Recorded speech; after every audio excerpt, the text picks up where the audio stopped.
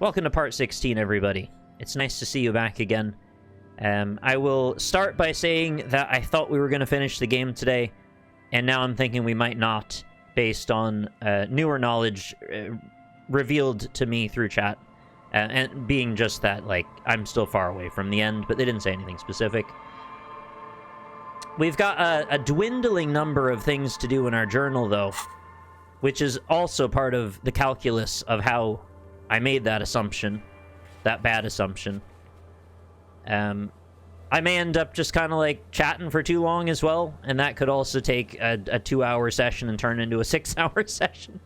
So maybe there'll still be a part 17. But we'll see how it goes.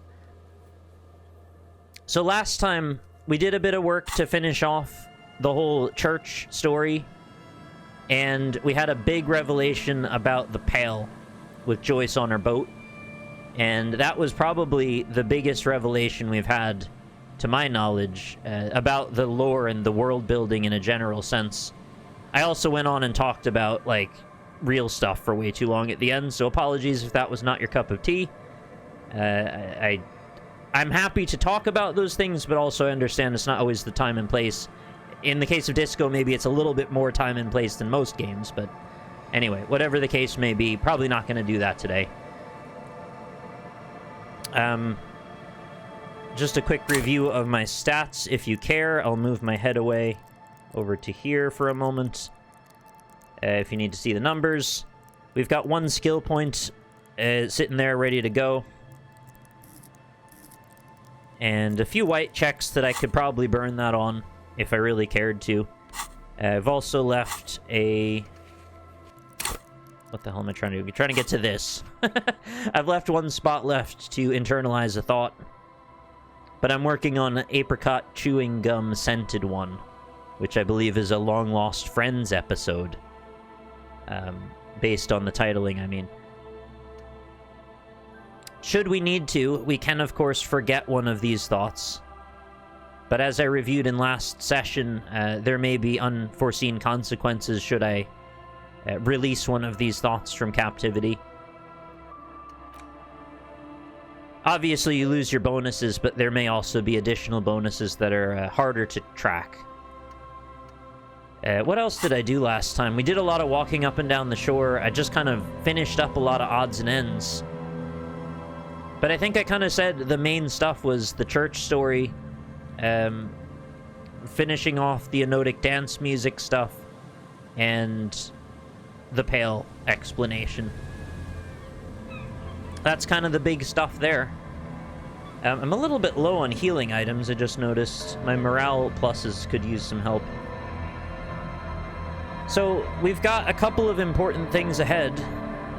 It's 21 o'clock, is a normal way people say the time. And I think what that means is I can send Kim away, should I choose to. But there's another thing I can do, should I choose to. I can head over to the Martinez waterfront.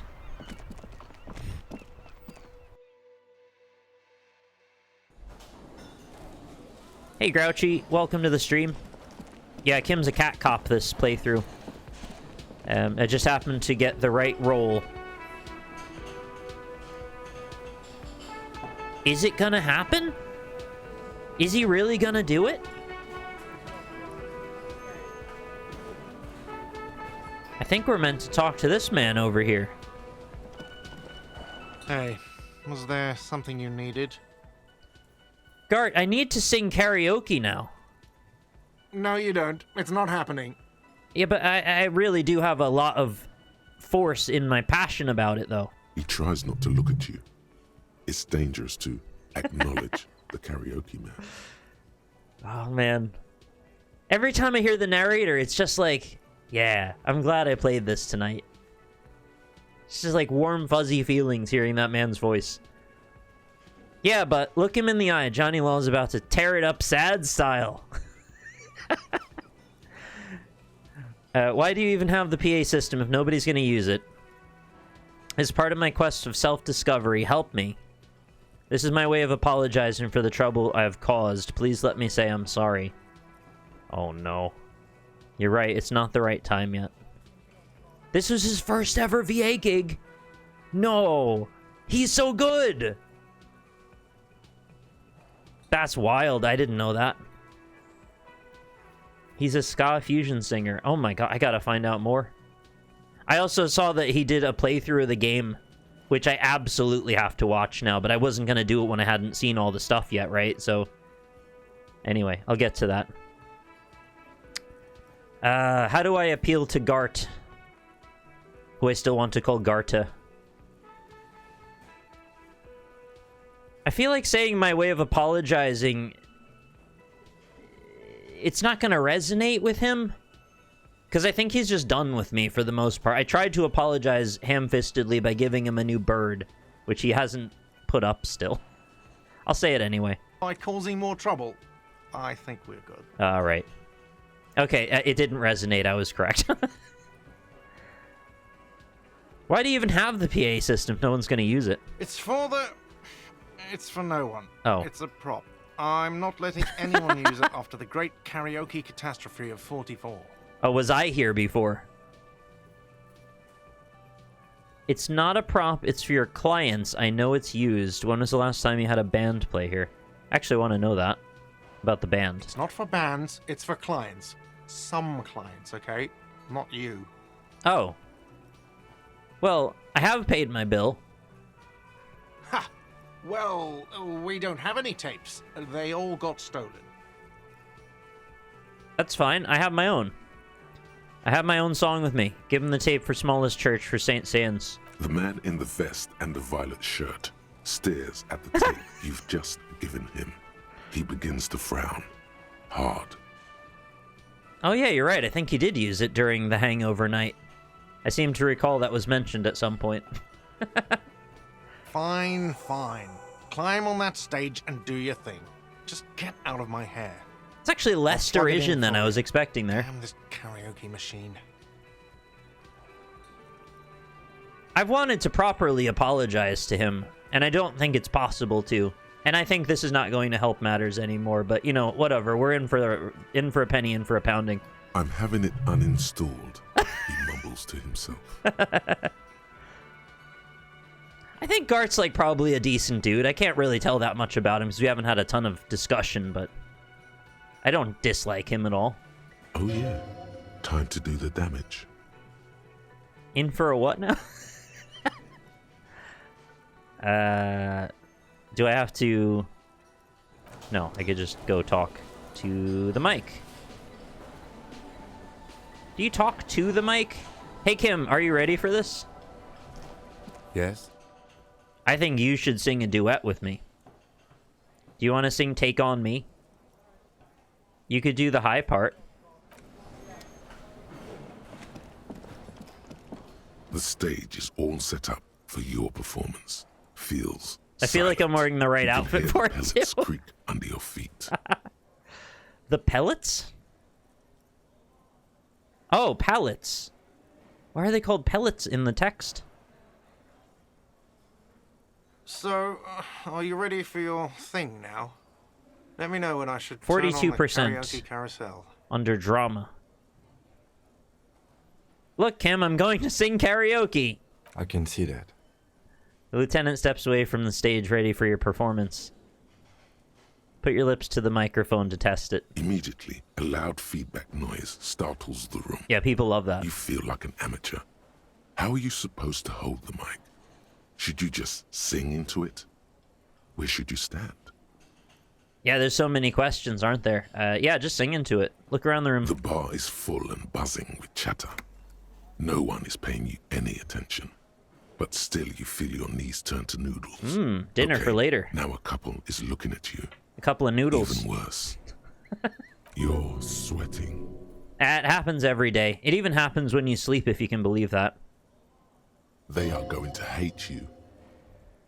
Isn't that part of the point? Inland Empire. Oh no, too close to the mic. I've made a mistake. I overthought it.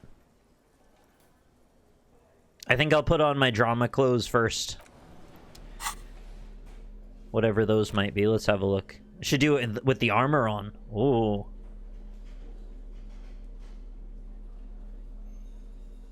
Bad moment to realize you don't know how to sing. Yeah, you're supposed to realize that immediately after you're done with the karaoke, I think.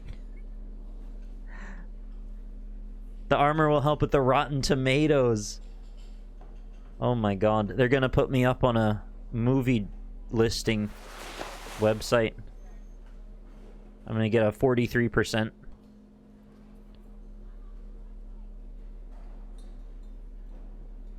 Oh my lord.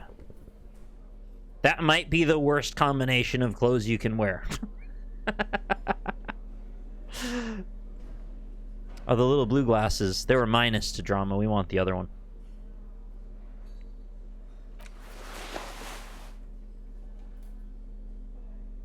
That's okay. Oh. Oh my god. Is this the point to make the most absolutely atrocious outfit ever?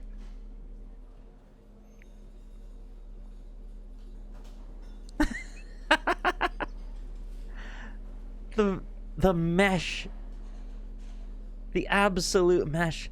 And a bow tie with nothing under it.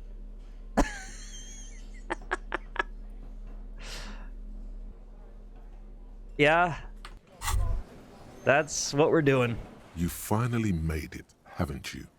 People point fingers at you and whisper to each other when you pass by, wondering to themselves, where did that man get such a cool jacket? They do think Did that. he receive it upon graduating the École Normale Supérieure de Badasserie? Is he dangerous? Damn right I'm dangerous, or yeah, a danger to myself. What am I doing? This is insane. Yeah, I'll say I'm dangerous. You are very dangerous. I need my confidence now. friend. Dangerous and cool. In fact, no one dares to say a single thing about the jacket. I think they're afraid but of me. believe me, they are all very impressed. Yeah, that's what it is. They're impressed. Random question. Do you think I have talked more or the narrator has talked more in the course of this playthrough? I thought it made obvious sense that I would have talked more, but the more I think about it, I've actually been quiet while a lot of dialogue goes by. It would be nearly impossible to add up at this point. I talk a bit faster. Yeah, I guess so. The stage is all Wait, what set was up Kim doing? for your performance. Feels So... Hang on, hang are you on. What was Kim doing? Does he do that again? He had a funny idle animation where I thought he was sort of stagger dancing or something out of the corner of my eye. Alright. I don't know what he was doing. Never the mind. stage is So, are you ready for your... Hey, that's thing pretty now? good. Let me know 83%, I when think we'll should get that. turn on the karaoke carousel. I feel like we need to cover that this is a red check. Okay, yeah. I was gonna say I'm not gonna retry it if I fail. However, I'm okay with saving to do it another day. But if we fail it, we fail it. We roll on with what we get. Are you ready for your thing now? Let me know when I should turn on the karaoke carousel. the air is thick. All right, we're doing with anticipation. Are you ready to weep? Someone dims the lights as the music starts. Okay. I'm sorry I Here we didn't go. fail it. Oh, thanks so much, Alex, for another 5 community gift subs. I appreciate it. I'll read those out later.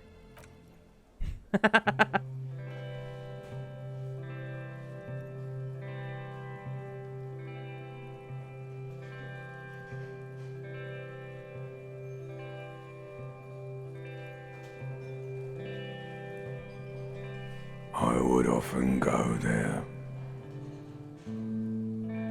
to the tiny church there, the smallest church in Saint-Saëns, though it once was larger. How the real may rest there. Down through the mist there. toward the Seven Sisters. Toward those pale cliffs there. Is this the limbic I would system? often stay there. In that tiny yard there. I have been so glad here. Looking forward to the past here. Ancient reptile, right. But now, you are all alone. None of this matters.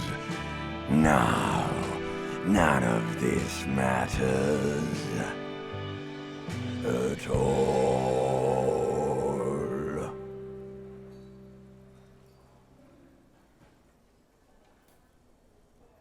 I don't know that we were listening to Harry just there. I think we were hearing it through his own interpretation. I mean, it even says ancient reptilian brain. I think that's important. I'm not going to do the fail path right now. I'll save that for another time. A lazy applause fills the room. You feel your I think it was head alright, shake yeah. as awareness of your body returns to you. Thank you, ancient reptilian brain. Oh, sorry, I have to recat Kim. I want to dedicate this song to whoever wrote me that fucking letter. I still love you. Thank you very much, asshole. I'd like to dedicate this song to my partner, Kim. Kitsuragi, nod to Lieutenant. I'd like to dedicate this song to Gart for letting me sing it. It's all shit, Gart. I'd like to dedicate this song to the Pale. Nothing that will devour the world. I'd like to dedicate this song to the RCM. Please don't fire me. I want to dedicate this song to anyone. I don't want to dedicate it to anyone. I performed it for myself. No, I gotta dedicate it to Kim, of The course. lieutenant doesn't say anything, but gives you a quick smile before turning away. Thanks very much, Wafer Thin Ninja, for gifting a sub to Hexathorpe.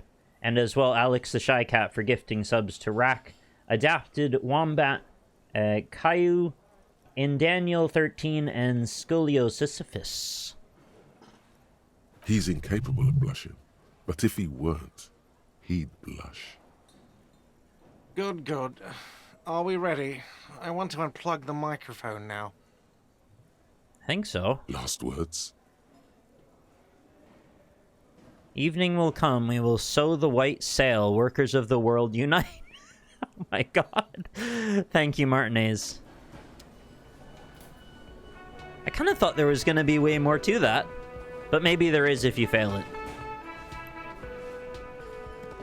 All of the build-up was like, oh, karaoke is going to be nuts. But that's the thing. I haven't seen every part of it. Alright, karaoke is now off the menu. It has been since the start of the game, really. Well, it was on the menu since the start of the game. Now it's off.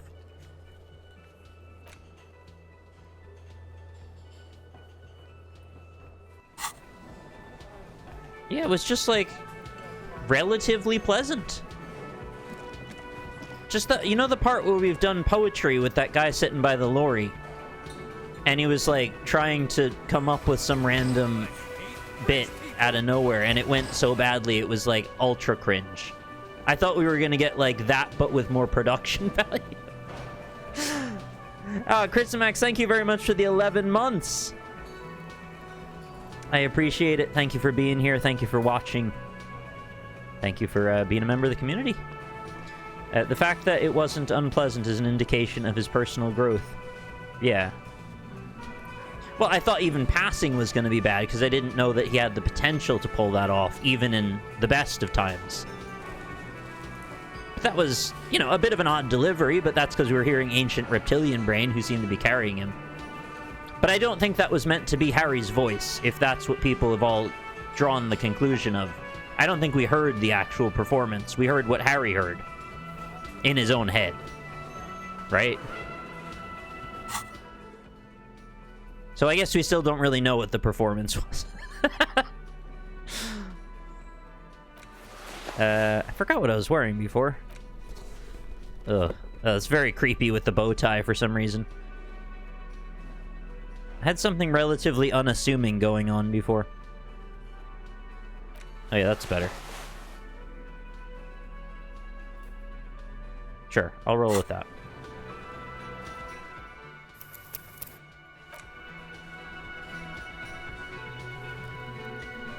There's another thing I want to check before too much time passes and I forget to do it. I don't know if it's even late enough still, but I want to check the reading club. In case they're at their post. It might be at 22. AKA 10 o'clock. Oh, the container in the docks. Don't let me forget to do that either. I want to go visit that again. But that wasn't what I was thinking just there.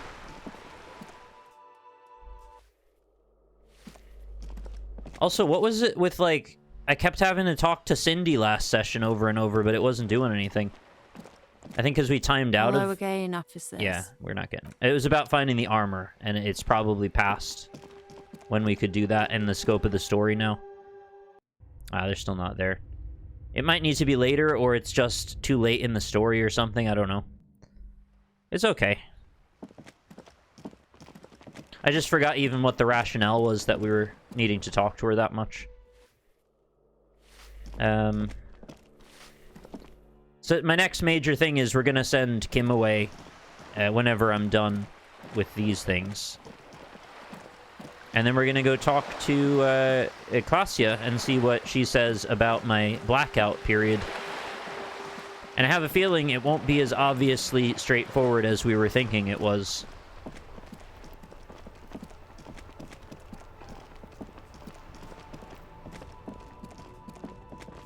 Few things are in this game, to be fair.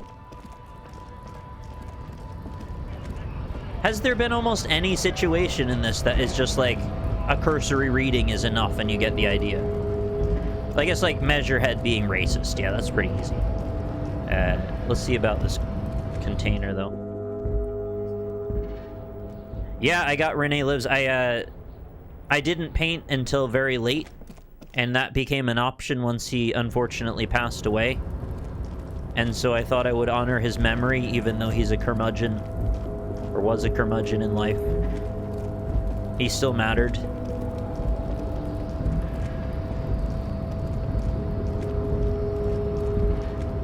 Maybe that's being a little bit too normalizing, but you know what I mean. You're back before the cargo container. Its drawer has not lessened since rhetoric. you were last here. If anything, it seems to have grown slightly. No, I haven't gone to the booth, but it's only right there, so I might as well have another look. Didn't they say that's where he died, actually, was in the booth? I'm nearly about to get another point, so I guess I'm okay putting a point into rhetoric if I can. I can, yeah. You're back before the cargo container. Oh, it's still terrible, though. Its drawer has not lessened 8%. since you were last here. I'm not If getting in anything, there. it seems to have grown slightly.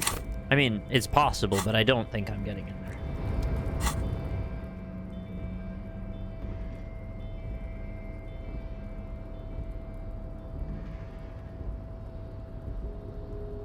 What even is this?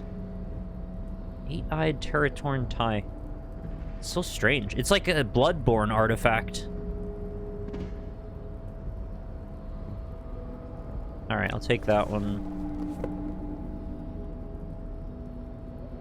I have very little rhetoric gear, actually, now that I've looked through everything. I think I missed the top 2 rows, though.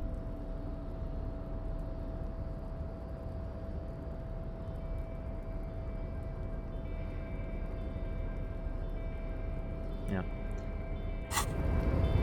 You're back before the cargo container. Alright, that's drawer better. has not lessened since you were last here. If anything, it seems I have to a minus grown 1. slightly. Oh, shit. Sorry, I forgot to look. Minus 1 is authority and savoir-faire.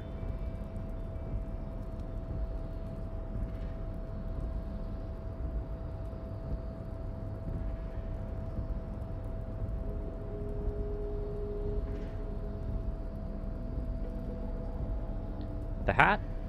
Oh, right. Why isn't that on the list?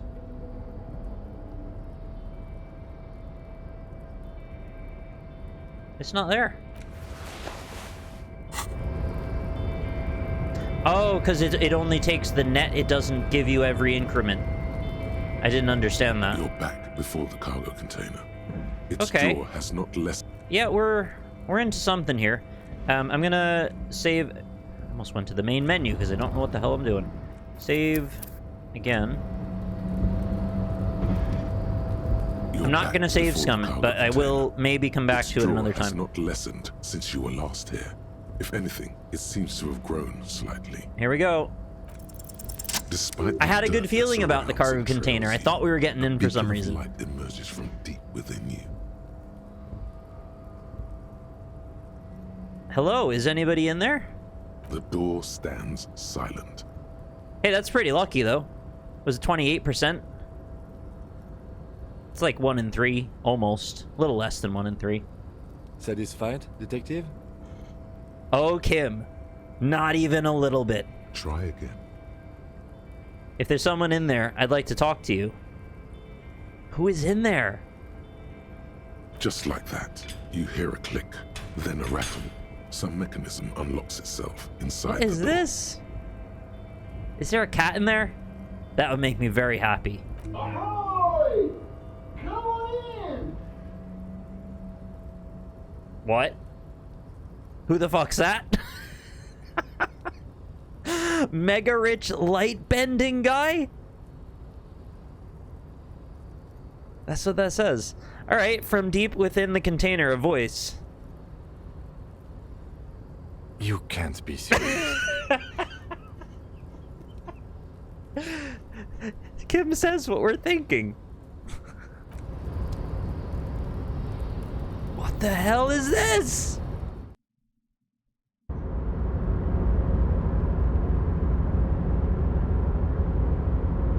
It's the Still Wakes the Deep Cursed Bacon.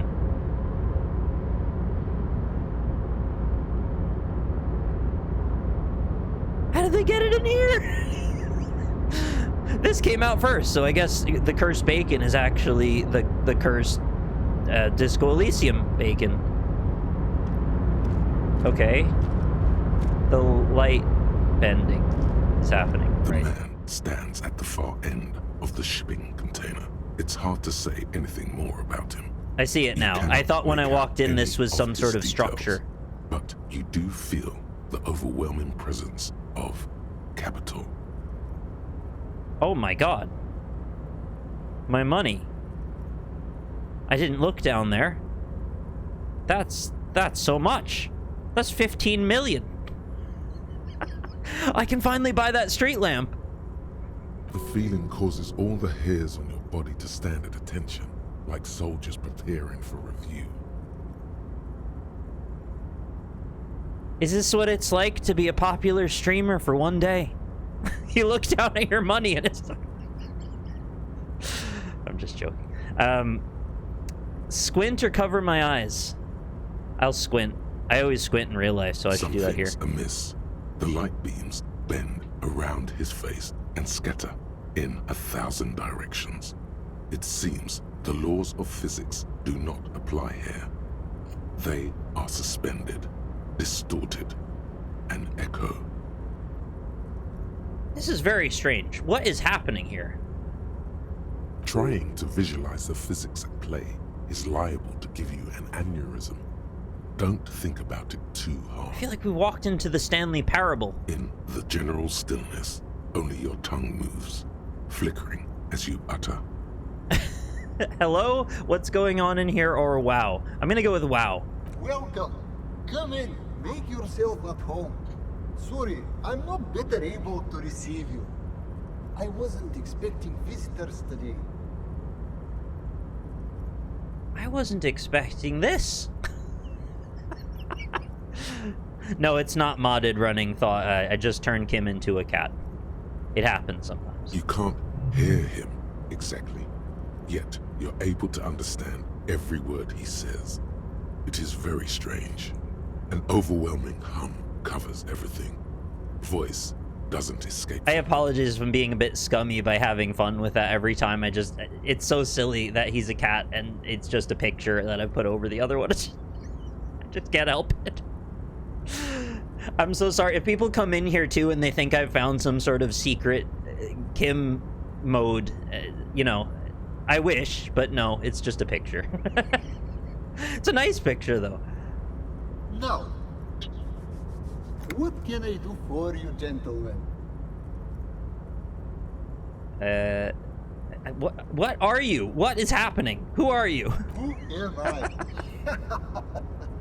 Oh, I haven't been asked that question for such a long time. I don't meet a lot of people outside my circle these days. You're like that guy from Adventure Time that lives in a pocket dimension.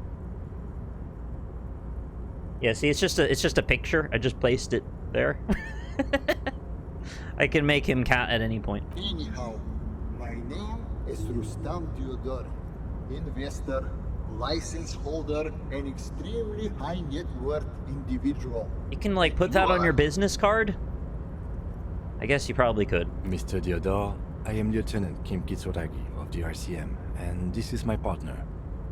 Yeah, W Freighter, by the way, Harrier Dubois. Pleasure to meet you, Harrier Dubois. I must admit, the name suits Doesn't you it? very well. That's what I thought. What are you doing in this container? How did you become so rich? You're a rich investor, right? Can I have some money? I think we've got some money, unless this is just because of the light. Imagine just finding this and just saying we should get back to our investigation. See you later. Just completely just blocking it off and just walking away. What are you doing in the container, though? Traveling. This is a great way to get around. Is it? It's fun, it's safe, and it gives me lots of time to think. But you're in a shipping container. What do you mean? Okay. By the way, let me now ask you a question. Where are we exactly? We're in Martinez, a district of Revachol, the former capital of the world. We're in Martinez. There's a pretty good hostel here called Whirling in Rags. We're in Martinez. There's a cool church here. We're in Martinez. There's a creepy abandoned commercial area, or I don't really know. Or I really don't know. I'll tell him there's a cool church here that is maybe aligned with the Pale. Was it Krasmazov that said, religion is parolidon for the masses? Was that Krasmazov? Might have It been. may have been a commoner, but we're in agreement about that. Still, I imagine the architecture is Yeah. quite lovely. Yeah, it's pretty nice, except it's a bit falling down at the moment, but you know, it's still up for this moment. You should maybe go see it, but you're in a shipping container. I actually feel the same way about churches. I really have nothing against the architecture. It's beautiful. It's just unfortunately was built off of money that was donated off false pretenses, but at least if you can go visit them, there's some really incredible spaces and incredible creativity and artistry that's gone into cathedrals the world over. So being the somewhat ardent atheist that I am, I still wouldn't mind going to see some of those. Even just in Ireland, there's absolutely beautiful churches. I saw one that looked like something out of Elden Ring, had gold intaglio all over the front, and like a bunch of angel sculptures with gold stuck all over them, and the cracks and that. It was very impressive looking when the light hit it. It's a shame I can't get out and explore myself. One of the downsides of being an extremely high net worth individual is that mobs of low net worth you can't have that. individuals are constantly banding together to ask for money. Wait, why don't you help them? You've got so much money it can't make a difference to you, or so you travel from place to place via shipping container. That's a great question. Why doesn't he help him? And why does he bend light? There simply aren't enough hours a day to hand out all the handouts. It's like feeding seagulls. There are always more, and they never seem to do anything interesting with it, except more seagulls. Wait, what do you mean they never seem to do anything interesting with it except more seagulls? More seagulls is not a thing you can do that is interesting. What? Yeah, couldn't you just pay someone else to hand out all the money for you if it's that difficult? Or you could, like, donate it to a charity who could see that it gets used well. I don't know. I feel like if you've got enough money that it's no longer a concern, you could probably figure it out. Spending money is a matter of desire. I'm sure you agree. I don't have the desire for spending it like that. Uh-huh. Okay, so if we recontextualize the kind of Dadaist absurdity of what's going on here, right under our noses, in the midst of everything, all this chaos and turmoil and suffering and people just trying to get by to the best of their ability, right under our noses is some sort of almost alien or impossible situation happening right here that just simply lacks the will to help. Got some really good absurdism right there. It was really well done. So you travel from place to place via shipping container. Smart, you know? It also provides a means to hide from all the targeted advertising we extremely high net worth individuals are constantly subjected to. You can hide from targeted advertising? Do they have, like, ad block for billionaires? Is that a thing? Luxury yachts, high fidelity portable radio systems, Oh, man. fail-proof outerwear, and so on. It just gets a bit middle class after a while. Right? I know, it's so middle class and lame. Yeah, because once you get one yacht, right? Like, you've got one, why not get 3? Once you got 3, why not get 10? You have a fleet of yachts, and you're like, oh, this is boring. I don't want to maintain all these yachts or pay someone to maintain. Just forget the yachts. I don't want them anymore. So you just skip the whole process and go straight to just standing still in a shipping container. What could be better? Yeah, that does sound pretty tiresome, I'll say. Don't get me wrong. They're nice things. But once you achieve a certain level of wealth, your time and mental space become much more important than material goods. Okay. He speaks from the heart. He has He's a very different genuine problems individual. He compared seems to very low-net worth individuals connected and such as down to yourself. earth. For example, no problems at all. So you're saying being rich isn't worth the hassle, then? What? No, I did not say that at all. Being rich is great. Just don't tell anyone I told you that. The bending light appears to wink. How did you become so rich? Was it the light that you bent? Oh lord, not this again. What's the matter, Kim? Oh, nothing. It's just that we've got this murder to solve, and yet you go around asking everyone about money. And every time I ask, are you sure this is related to the case, you say, sure, Kim, I think it is. And yet, it never seems to get us any closer to solving the case. He's not wrong. It's quite alright. I'm used to the question by now. To be blunt, I inherited my fortune from my grandmother, who herself was an extremely high net worth Really? individual back in Grad. Oh, usually you're entirely self-made with only a small loan of $1 million. That's how that usually works. Never had any help, all bootstraps, nothing left but bootstraps. All I did was take her fortune and invest it prudently. Very Believe it prudent. or not, it takes more than a bit of skill not to blow a vast fortune on Does it? selling goats, bad choices, and unsupervised state policy. Okay, I mean, I don't believe that, but you did say it. And blow. I really am very certain, deep in my core, that if I had a ton of money, I would not blow it on sailing boats, bad choices, and unsupervised state policy. I'm like the closest to certainty that I could be about that. Actually, at the level this guy is, it takes several generations to do that. But, alright. I don't have any interest in any of that stuff. What about the blow, though? Nah, not really into that either.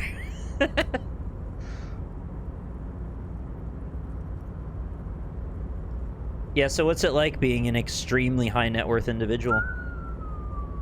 I gotta tell you, at first, being rich is a lot of work. You've got to work hard because everything's so darn expensive. You know, prices increase exponentially at this income level. But then, once you've reached my position, it's nearly impossible for me not to make money. My assets are Yeah. so diversified that I'm bound to come out ahead no matter what. What he's saying is entirely true. When you have enough money to invest it in a diverse enough portfolio, the money looks after itself. It's enough to pay for people to manage your accounts, which then self-propagates, so it always ends up positive. There is like a threshold you can cross where until you start doing really detrimental things to your own assets, you're just gonna spiral up. There's nothing he can do at this point to lose the money, like, unless he actively tries to. Which is so nuts. Everyone else functions on a world where you downward spiral. One little mistake leads into a bigger mistake, leads into a bigger mistake. I don't even mean mistake necessarily, but like the way life is. You know, you miss a bill, changes your credit score, now you can't get a loan, so you can't get a car, so you can't go to your jobs, you know, that kind of shit. And then the way the U.S. justice system works, they try to keep you down once you're down, that kind of thing as well. So yeah, this guy is the opposite of that. He can't help but fall upward. Some of my lower net worth friends say to me, but doesn't that take all the fun out of it? And I tell them, not really. Well, I'll offer you one counterpoint, though, which is Notch's candy room. What do you do when you have a candy room and no one to share your candy with? The candy rots, and so do you. It doesn't matter anymore how much candy you have. So I guess you go in a shipping container at that point, I don't know. You're right, capital accumulation is its own reward. Yeah, that's a statement. I think if you're rich enough, then they can take it with them. I think they figured that out now. Something to do with pyramids. You have to be buried in a pyramid, and they like pull your brain out through your nose, and you get to rise to some other plane of existence. I don't know. It's Candy World. Do you think you should use your great wealth for the glory of your fatherland? Or you're a thief, people out there are working their asses off while you chill here. It's great that you've done so well for yourself, but don't you think you owe some of that wealth to the rest of society? Or cool, I don't even have any interesting replies.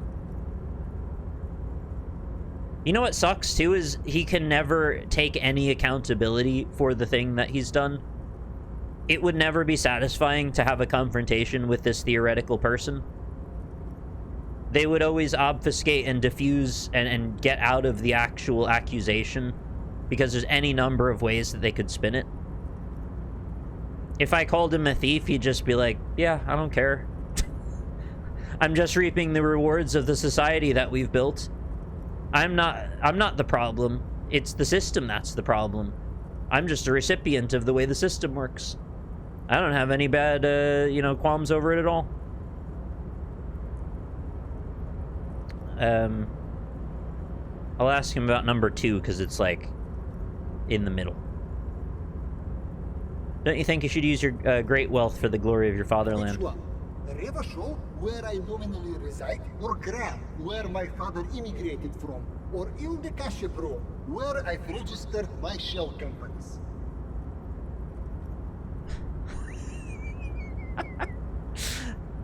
Imagine there was a way that you could convince him to invest a shit ton of money into Revachol, and then over the course of several months through game time, you see, like, massive revitalization happen.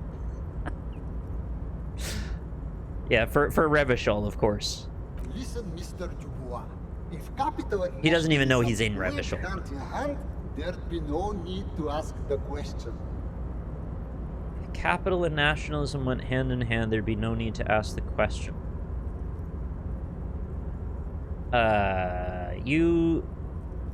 You're not an American, I can tell that much. States are akin to boulders in a river, slowing the free flow of ideas. Given enough time, the water will wear those boulders down. Yeah. Say nothing. Capital. Makes one speechless, does it not? Blinds like the sun that rises from beyond. Tell me the about your horizon light bending. After a gloomy winter. Do you have the purest diamond in the entire universe, and it's just breaking how light works? Hey, all this talk about money has made you lose the thread. What is going on with the light? Oh, thank you, Perception. That's what you need to ask. I swear to God, this game, and I'm like tied into it somehow, and it reads my mind, and it's like, hey, did you... Oh, I heard what you said into the mic. I'll give you a little of that. There's something strange about you. What do you mean? Oh, yeah, just, you know, pretty normal guy. His essence seems to signify actual surprise. Well, I don't know how to put it. You look somehow a little different. Are you talking about my chin? No, your chin's fine. I mean, I can't even see you. It's as if something is happening to the light. Oh, that's what you mean. Yes, I've heard of this effect, though I've never witnessed it myself, of course. It has something to do with our Weissman coefficient. Oh, you're saying you're built different. Are you another metaphor made literal? That you're so above the rest of us that your whole body just functions differently? The Weiss-Wieserman coefficient is a ratio designed to reflect the difference in net worth between individuals. When the coefficient is close to 1, or 100%, it means one person possesses all the net worth among that group of individuals. It's been observed that when the Weiss-Wieserman coefficient reaches about 0.96, oh my God, so, this game. the laws of physics begin to bend around the high net worth individual.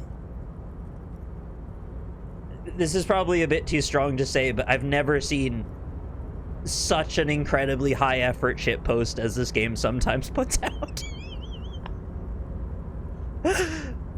It's incredible. I don't think you can call it a shitpost at that point, obviously. It's not, but I'm saying, like, they throw in these bits sometimes that are nuts. Okay, so what is our coefficient, or are you telling me that you're so rich that light literally bends around your face? Yeah, I think that's what you're telling me. What's your coefficient? The then? Weiss-Wieserman coefficient for you and this individual appears to be... It is 0.98. 0.9998. Repeating. Okay. Well, you know, close enough. That's not good for you. Yeah. Are you telling me light, you're so rich light bends around your face? Among other things. But calm down. I'm but a lowly single-digit billionaire. Hey, it's enough to get the job done.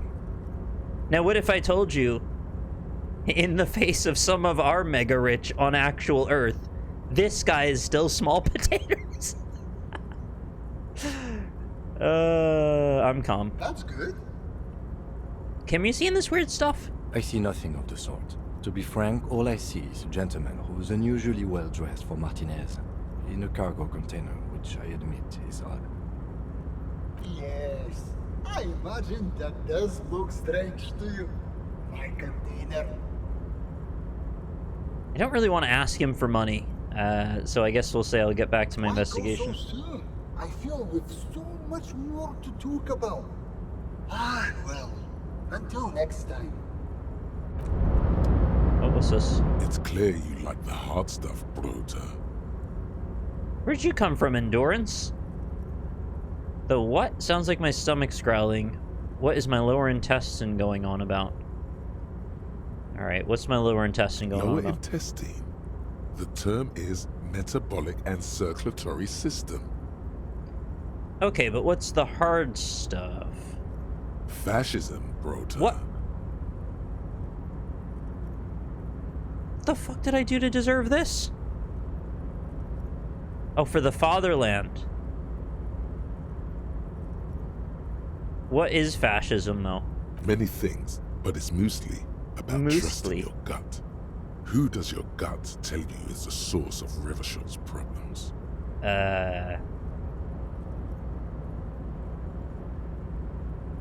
Financiers. Yes, them. But also... Is that the wrong answer? Women. Oh. No, not that. Women. Men of Wur. You don't like them. They're insane.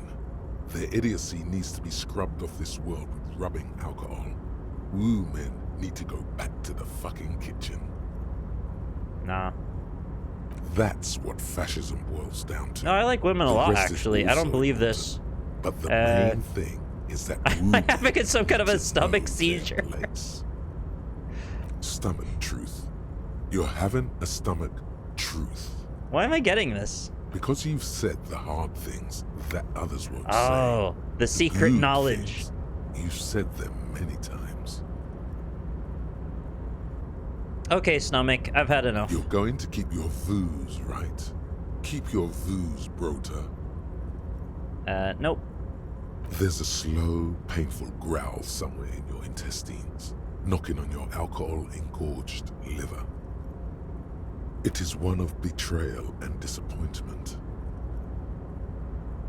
Can we, like, see something in this bent light that isn't there? It almost looks like we're outside, looking at a chain link fence in a forest.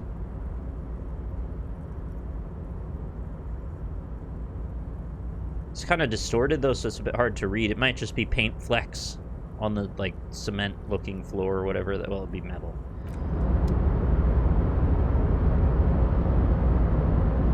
Welcome back, gentlemen. Oh, alright, so that's all there is to him, huh? I mean, unless I ask him for money, which I didn't really want to do. Alright. I thought it triggered something interesting with that endurance thing, but, ask him for money? Oh, my money's gone again. Alright, I will then. I thought I was gonna keep that. Oh, just walking near him makes it go up. Welcome back, gentlemen. What can I do for you? Can I have some Could money? you please stop asking people for money? It does not reflect well on the RCM, and to be perfectly frank, we can't afford to look worse than we already do. But Kim, I also can't afford to look any better than I do now. That's why I need the money. Or you're right, that was extremely unprofessional. I apologize. It's perfectly alright. Based on your appearance, I can tell I'm dealing with a civilized man. What do you mean by that? Playing the pity card, are we? Whatever gets us over the moon, baby. I'm your hand to be dealt. Is that a Dogecoin reference? As you may know, us high net worth individuals do not have a lot of cash on hand. Investments and liquidity are enemies of one another. I think they only have coins for coffee machines. Here is 3 real. How much can you get for this? It gets me almost nothing, or thank you for your kindness, or are you sure you don't have any more? I thought you were a billionaire. I'll just say thank you for your kindness. You're welcome. You know, His eyes narrow, the light seems to bend more aggressively. maybe you can make that money grow. Come up with an investment plan. How's that sound? That's a great idea. Oh, that's the cherry on top right there. I didn't realize there was a bit to be played into by asking him for money. That's fantastic. It's the same sort of patronizing thing of, like, your grandfather gives you a $5 thing in a bank account, and he's like, someday in 30 years that $5 will be, you know, $100,000 because interest. These ultra-liberal types love losing huge sums of money on ludicrous proposals. What? Ergo, you should come up with a plan that's totally dead in the water. Oh, I gotta do a Shark Tank now.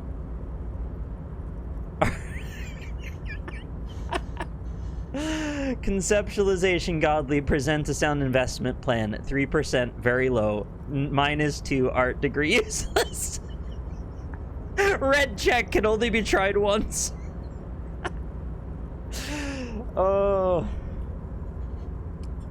Yeah, I was just chatting with somebody the other day that the prospect of that I work in a way that has absolutely nothing to do with my art degrees. Well, I mean, it doesn't make me upset because you never can really predict how life's going to turn out. But like, wouldn't it have been nice if I spent that time more practically? Cool. Present an investment plan that is sure to fail. So either one is a 3%. I don't know. Maybe I'll save here.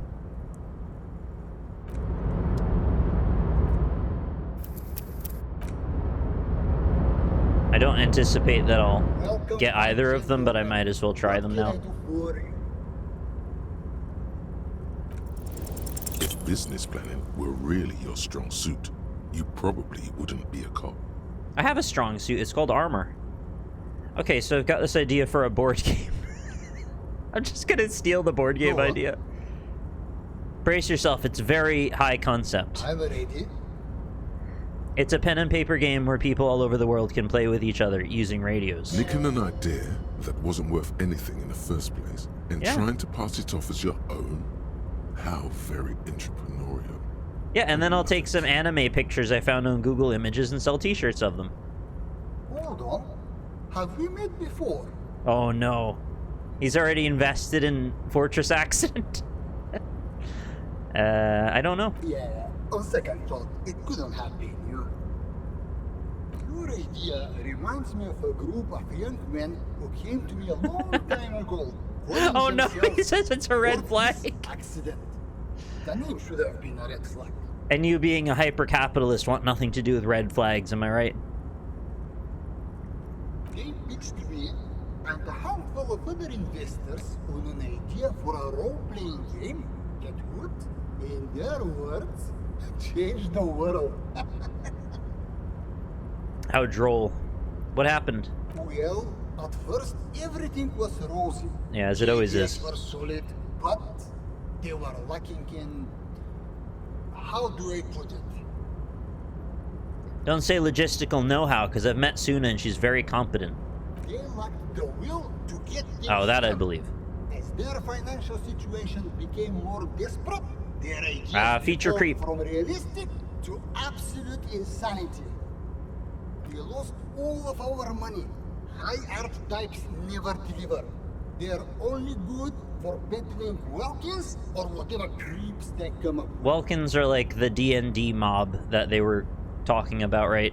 I think that's what that was. I guess the inordinate amount of time they put into drawing mythical creatures did not generate a return on investment. I think there's still a market for drawing mythical creatures. You just got to apply it in the right way. Other elves, okay. Wait, where are they now? Nobody knows for sure, but the place can't be pretty. I have an idea where they might be. Did you try to salvage the project somehow? Sadly, when we got there, it was too late. The concept had run out of steam. Only dust remained. What I want to tell you is this. It's a very bad idea. Dead in the water. You seem like a reasonable man, but that is not a reasonable plan. For a hyper-capitalist, you are surprisingly easier to talk to than most of these types. They freaking insult you when you piss them off on Shark Tank. They're just like, get the fuck out. You'll never make it in this market. Okay, well, maybe I was wrong. We've all learned something today. Hi, Santa. Nice to see you. Thank you for your advice. You're welcome. Oh. Now, was there something else I could help you with? Why did that damage my morale? Oh, because I didn't succeed, I guess. Well, I got a lot of apricot chewing gum scented one done. Bankruptcy sequence. Business loves silence, the second loudest sound in the world, eclipsed only by the collective screams of market crash victims. So let me whisper to you, do you feel the veil of the sun god slipping? Are the better days gone? Are we entering bankruptcy? Is the company going to go down and leave you in the gutter with the rest of the dredges? Delivering parcels for soup money. You need to crisis manage your way out of this. You know what's funny is this is almost still more optimistic than the current day capitalist situation where the company doesn't really go down with the ship. It just eats itself for as long as possible. It auto-cannibalizes all of its employees, throws them under every bus that they can manufacture, with which to preserve the higher-ups, who also have no allegiance to the company, because they are career capitalists who start businesses only to sell them and leave.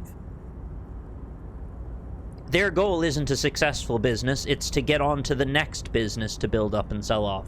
The businesses are the products. So, there's no allegiance to the employees, there is no dedication or responsible treatment of these humans that have helped you succeed in your endeavors. They simply throw them away like trash and leave them to figure out their own lives after they've taken everything they could from them. Alright, great talking to you, mega rich light-bending guy. It was a real pleasure. Sadly though, my current lifestyle prevents me from remaining more than a brief time in any one place. Perhaps we'll meet again, somewhere far away.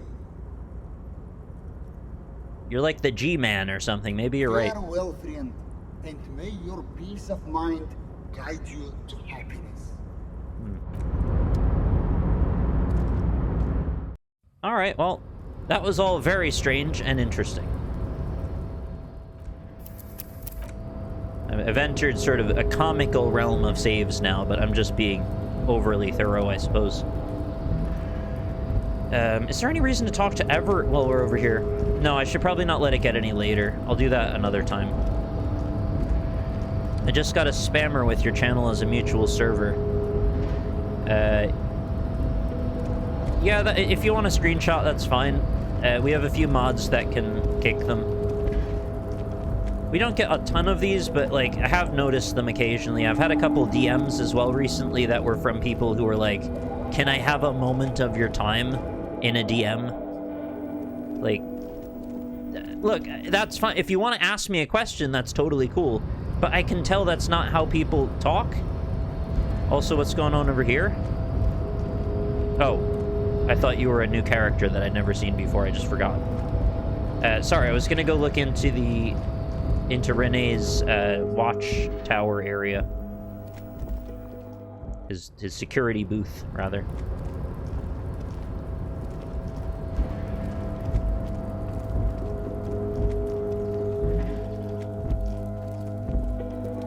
This is the night watchman's booth. The name on the door reads, Rene Arnaud. Rene left his uniform neatly folded on the table. Generally speaking, it would be dishonorable to take it, but then it looks like a military uniform, and wearing that is very honorable. So, a conflict of honor, it's up to you.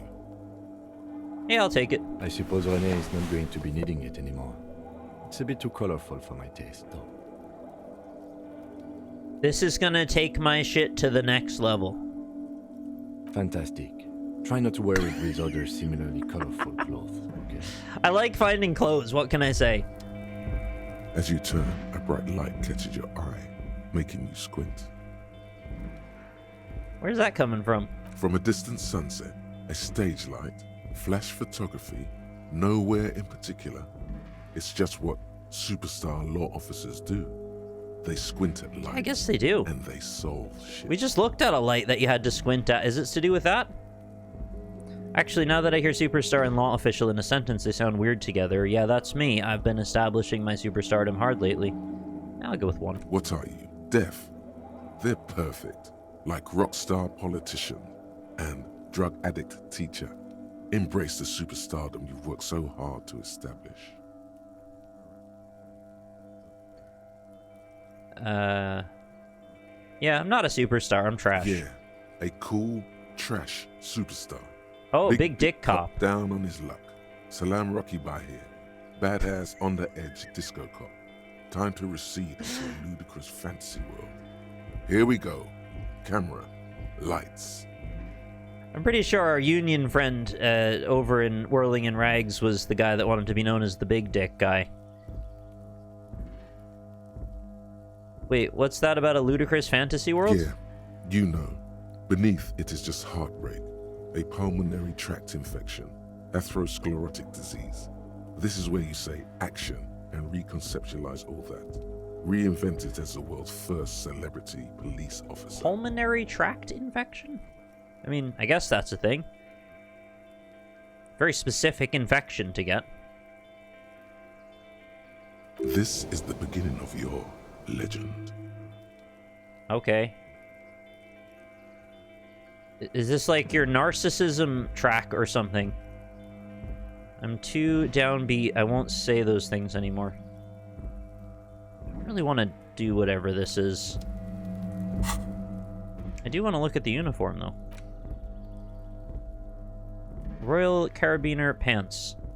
These pants are made from synthetic lightweight fiber and designed to let the carabiners' legs and groin breathe. I love when my groin can breathe. Red stripes are there to inspire courage, while the golden stripes symbolize the patriotic flame in the wearer's heart. Heart's not down there, friend. Oh my god, I just realized what I can wear now.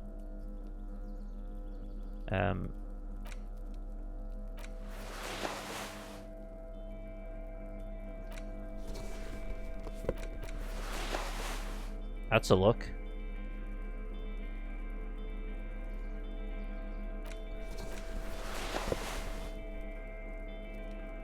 Oh, there's the jacket as well. The beautifully adorned jacket of the Royal Carabiner has 3 stars on the shoulders and the word Capitaine written on the chest, neatly patched here and there. It's impossible not to feel love for the fatherland when you wear it. I would guess if I wore this in the right place, I could get some people very angry at me.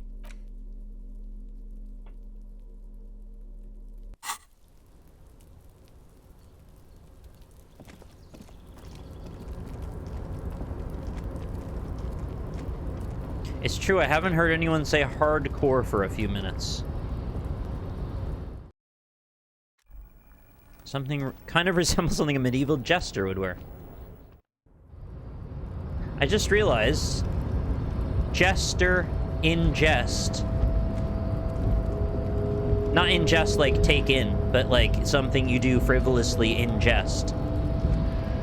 I have never put those two things together somehow. Can you ingest a jester? Oh, I didn't realize the camera broke again. Can you vor a jester? Ingest a jester? A jester named Chester? What am I talking about? Let's do... journal.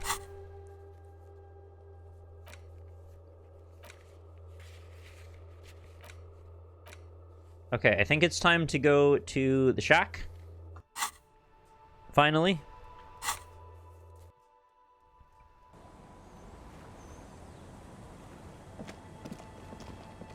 It's getting cold, this late in the night. Good night, Kim. Good night, officer. We'll meet in front of the shack in the morning. Oh, we're in store for a great day tomorrow. Day 6 this is a big one. Joke's on you, jester. Oh, he's not in his stall yet. Oh, kind of funny, but we're gonna go right where Kim is, just not to him. And also, is the pharmaceutical place open? I'm running a bit low on Nosafed again. Oh, wow. Stay open later than I realized. Is this about the question? You never, like, get relieved on your shift? It's just you? A small cabinet on the wall is filled with various medicine Oh, sorry, I didn't need nasal Nosafed. sprays and blister I need packs. magnesium for They 90 all cents. Okay, here.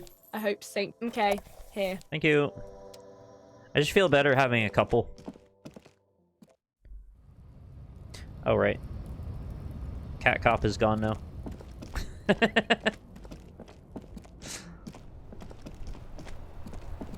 If only it could dynamically detect and turn itself on and off. Probably could do that. You could have it, like, check that area for certain matching pixels. Maybe a little bit too much effort, though. Is there anybody new here? That'd be interesting if there were situations I've just never stumbled on. Because I'm always with Kim.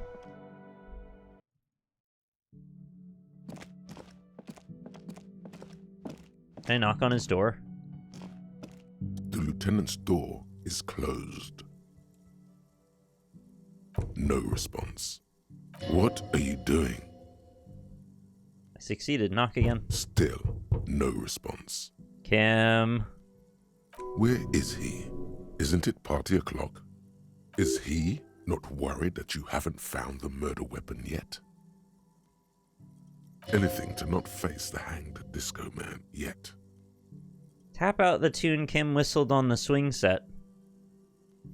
You hear the sound of a drawer closing, followed by the shuffling of feet. Is that you, Harry? What I time didn't is know you it? could do this. No, thou art God.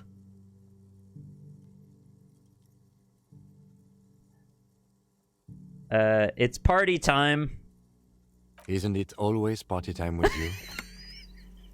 I just got a bit batty with him now. You're going to have to figure this one out on your own.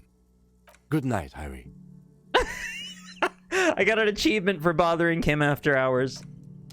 Good night, Kim. That was funny. Oh. Just made around 4 months of payments for this room. Damn.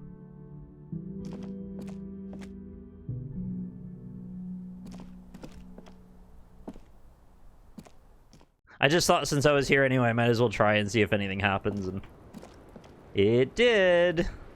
Hey, over here. Oh, you have to be that far away to talk, I right? was just thinking, what a nice evening it is for taking part in a murder investigation. Nah, that's not why I'm here. Now that Kim isn't here, let's talk about Sunday night. Ah, yes.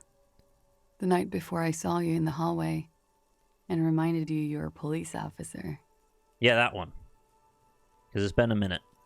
It's one of the first things I remember doing in Elysium, or before you was only the room, the sound of the motor vehicle, steam in the bathroom, and darkness. Did you hear something Sunday night from my room? I'll say it's one of the first things I remember. Wow. Elysium. You don't hear that term often. She's a glib girl, but she liked the wording. Good. Did you hear something? There was the usual ruckus. Loud disco music. Did I have any visitors? I can't say. Probably not. Sounded like you were flying solo. You mentioned loud disco music. Oh, yes. Various artists. Ostentatious orchestrations prime among Who is them. this ostentatious character? I've never met him. She arches her eyebrow waiting for the connect with you. Okay. Oh, that. Yeah. Whoa. The less said about OO, the better. Ooh. Oh, were huge where I come from. I was very young then, of course. Like 7. Life gets hard, but we go on. Then, doesn't life get hard because we go on? Or you could just say life is hard. See, it's sort of self-selecting because only the people that have gone on are there to lament how hard it is to continue going on. So, I don't know. Yeah, there you go. Survivor bias. That's what I said in less succinct terms. It mostly just gets hard, doesn't it? It would appear so. At around 2 o'clock, the disco stopped and there was a change of pace. Oh, discos never stop. What happened? A slow, sad song started playing. Oh, was I singing? Organ music on repeat. That went on for quite a while. Some of that time you were yelling along to it. Was I singing this? Show her the empty case of smallest church in St. Sains. Yes, there was a church in there. A really small church. It's so small and you could fit it smallest, in your uterus. saddest church in the whole world. It was about that. And also... Not you, I mean, people could. What else? that it doesn't matter anymore and that we're alone now. It was difficult to tell. The song itself was very quiet and soft, but you sounded like a wounded boar, sir. It was hard to understand what you were singing on top of it. It's a play on that conservatives want a government so small it could fit into your uterus. I was just making a stupid joke. Sorry. When you say wounded, do you mean in a cool way, like a wild beast? Yeah, that's cool as hell to be a wild beast. Untamable. Like a boar bleeding out. Yes, it was very cool. Thank you. It's impossible to say whether she's being sarcastic or really means Oh, I it. could tell she was so serious. Then what happened, though? Then you started screaming and trashed the place. Are you sure I wasn't being assaulted? Or that is so me. What did I do? Or you're making this up. I would never behave. Never. I certainly didn't drive my car over the roof of a building and crash it into the ocean. I'd never do that. So what did... Yeah, that's so me. What did I do? A window was smashed. The tape player, probably. The song stopped. And furniture, too. A real destructathon. There was screaming. Sounds like a cool band. Then I think you passed out. It prides me to hear this. Tell me there was more. Tell me there wasn't anything else. There was. I think you screamed that you didn't want to be this type of animal anymore. I may have misheard, but it was sort of memorable.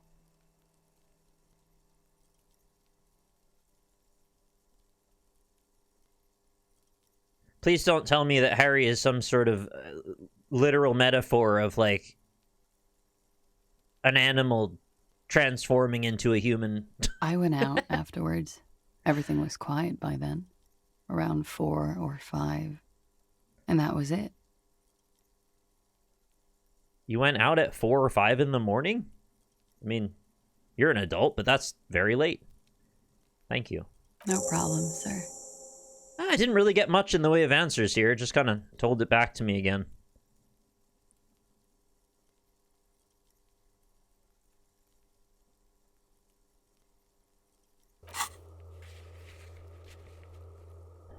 I feel like I was supposed to have learned something more there. I still want to look up at the gray sky, but I've attempted it enough times now that I don't think it's going to happen. Jeez. Sounded like there may have been a seduction option if he kept going in the animal path. I couldn't really read their first interaction. She seemed like she was being... Two neon-lit shapes. Oh, a man right. and a woman having sex. A ray of backward motion explodes from his mouth. She was being a little to the provocative, roof I think, at the outside. very first interaction, but I don't know if I was just reading too far then into that. Widen into a radius of locations in Martinez. It is possible that it came from B Prime, the boardwalk. B, you can't know for the lieutenant would probably... No. I don't believe you on the sniper rifle theory. Think she plays Harry like a fiddle? That could be.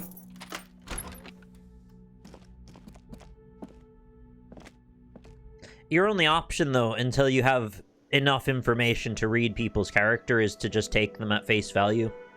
Like, you gotta start somewhere, and even if you don't really trust that that's true, that's where you start, and then you work from there out. Are fiddlesticks fingers? They're like fish fingers. Hi again, Gendarme. Skill point and composure. Bye-bye, Gendarme. Yeah, we just say hi and bye sometimes. It's just how we do. Titus, what do you have for me at this late hour? The Coppernado is back. What do you want? What's up there, big dick? I don't think we have anything new. Starting from the right, sitting across a cement, and then the emblem in the far corner. Size 41 in the middle. Awful smell. In conclusion, Awful these smell. 7 are the actors on the crime scene. The footprints were theirs, but there's a discrepancy. Apparently, I've missed a legendary perception check before because I don't remember reading that. Ruby's missing, obviously. Exactly. But none of this is news to you. You've stood there for about... All right. Alrighty then, let's leave.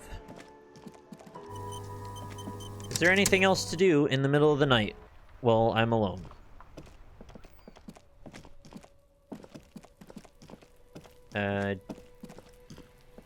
I'm just curious, does he leave? No, he just stays there.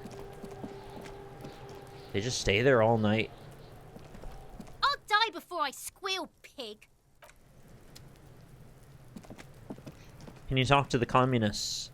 Yeah, fair question. I think I checked once before. It was not quite past 10 yet, so I'll have another look there. And that'll probably do it for the evening. For their evening, I mean, not mine.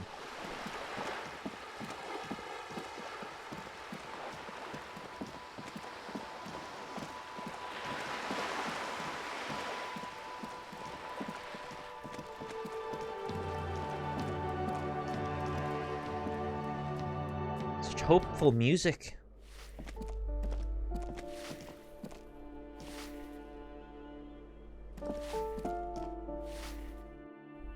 Was resisting my ability to click on it for some reason.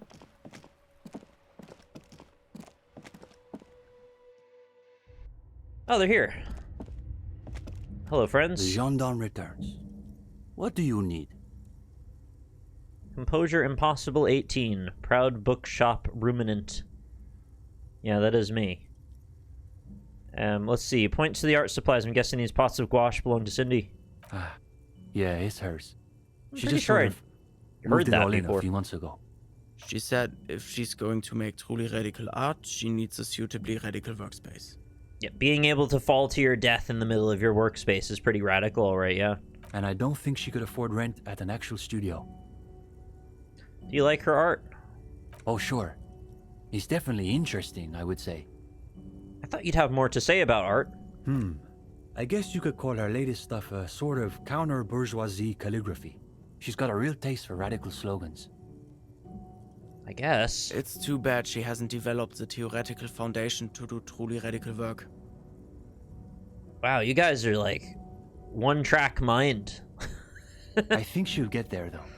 She's still looking for a subject equal to her ambitions.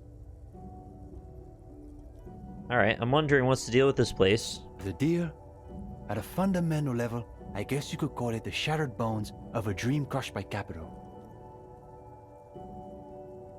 A feeble and hopelessly mixed metaphor. Why do they have to do this thing where they seem like they're detached from reality to be able to talk about anything? Like, they have to completely separate from any semblance of, like, common man's understanding of the world to go into their theory crafting of the whole scenario as it plays out. Like, it can never just be understandable conversation. That's really good, Steban. You should save that for an essay. Oh yeah, because they're posers, so they gotta try extra hard. Yeah, in a way, you can kind of use that as a quick methodology to see who's fake, because people who really get it don't need to talk like that. They have a true enough understanding that they can relate to people again, like they come out the other end. Thanks, Uli.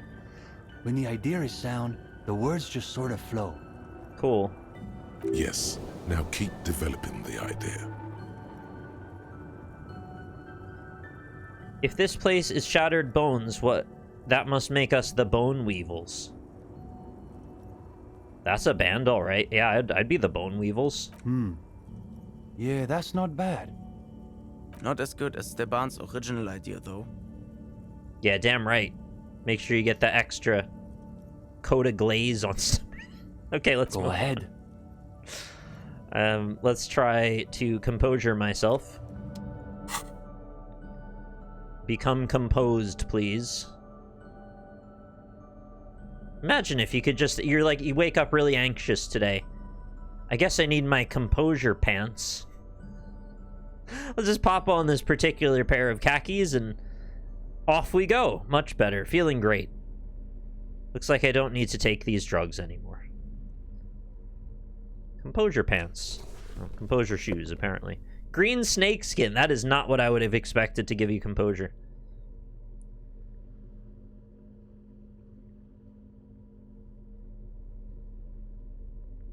I do believe this is the drama top, though. Some of these things are actually conveyed in reality. Jesus Christ. The pin... The jacket, the dynamic windbreaker surf. Is this the disgusting one we had cleaned?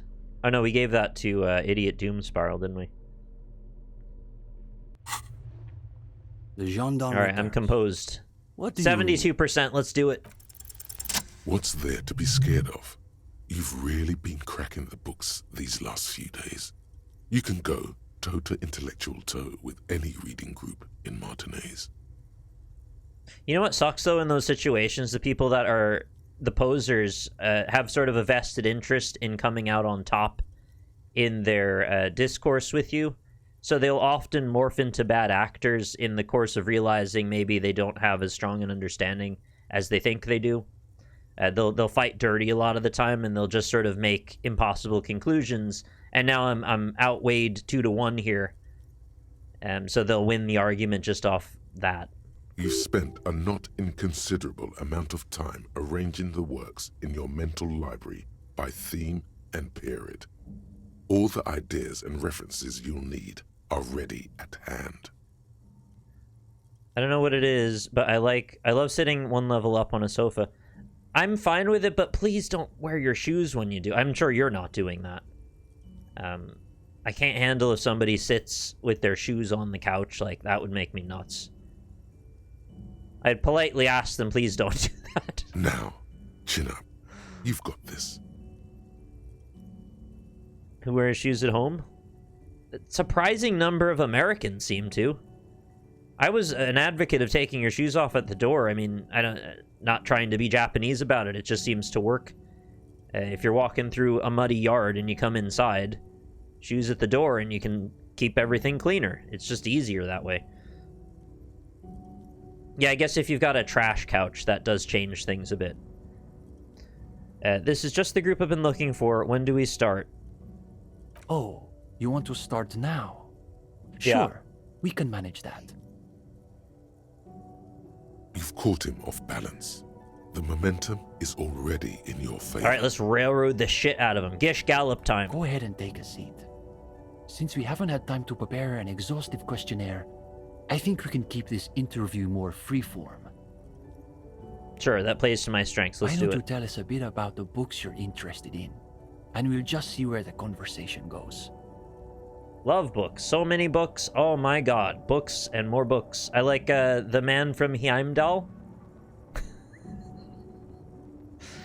Like you guys, I really get into political and historical subjects. I'm more into practical books that help me understand the real world. Look, guys, I gotta be honest, I may not have read many books, but that doesn't mean I don't have stories. I mean, I'll just lie to them and say I like political and historical subjects. Absolutely. It's the only proper foundation to develop a real understanding of events. He nods in vigorous agreement. He nods so hard his head pops off and a spring bounces idly. There might be something to that. I recently finished The Greatest Innocence. But once you've got a political lens, you can read anything critically, even the Heimdall Man books. Exactly. I think he'll like The Greatest Innocence more. Don't think I'm familiar with it. Oh, yeah. This is a good start. They're starting to loosen up. You feel relaxed and in control. You quickly gloss Lopez de Fuego's essential argument, peppering it with your own commentary and asides. I took the quiz, and I'm pretty sure I failed. But apparently, Harry's doing better now. I don't know how. Like a river emptying into the sea. Don't empty into the sea, that's winds its disgusting. way toward the character of the Innocence herself. But then, any critical account of Dolores Day's reign has to seriously reckon with her atrocities in Margartania and La Vuelta during the Mesque secession, don't you think? Lopez de Fuego seemed to think she was pretty great regardless, or I'm a little rusty on my Innocentic history, so it was helpful for me.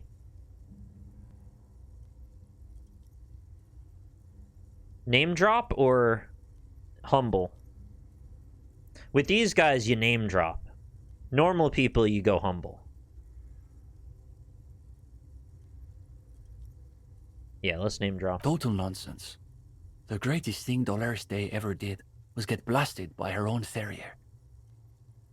I don't want to get blasted by a terrier. If he wants a real critical history, he's got to read Apparently on I the chose material wrong. conditions of the Mirovan Boilermakers. Okay. He's so good. Brutally revelatory. These kids are eating out of your hand, practically. Another quarter of Give an them bits hour of dried corn. disappears. The questions come rapid fire, but you have an Or I answer guess for every one. government rationed milk. I don't know. Whatever they're into. Now you can sense things starting to slow down. The interview must be reaching an inflection point. But to Comrade Ulix's point, isn't there value in reading really difficult books just for the sheer challenge of it? At its face, that is sort of a laughable statement, right? Imagine you said that to someone else. Hey, you just ever read a really difficult book just for the sheer challenge of it?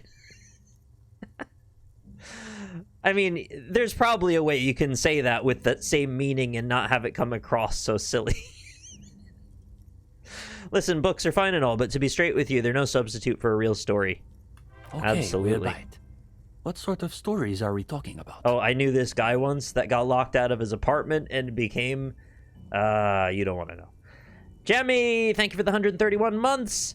The Communist Book Club is where we're at. Join us. Have a seat. There's plenty of room for everyone. Comrade, sit down. A real-life procedural, complete with gory I'd say my life is procedurally generated, yeah. Emergent gameplay everywhere. How about a tale of adventure, intrigue, and daring do? Daring do not. There is no try.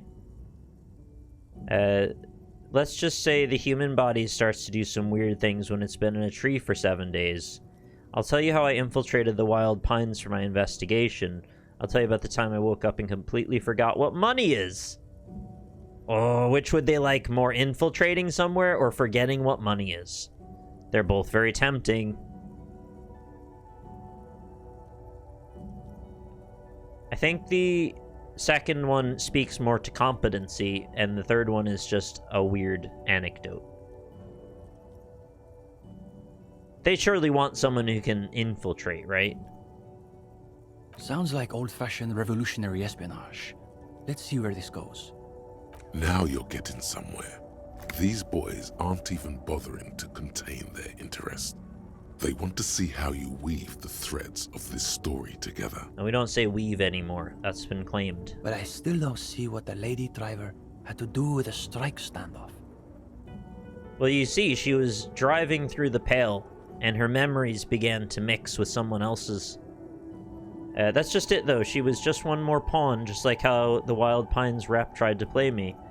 Or yeah, I'm still trying to piece the whole thing together, but I can't get it to add up yet. Or I'm not even sure there is a connection, but I needed to get the Pines' cooperation somehow. I'm gonna say I'll go for the conspiratorial angle. The Wild Pines tried to play me. Clearly there's a lot of ins and outs.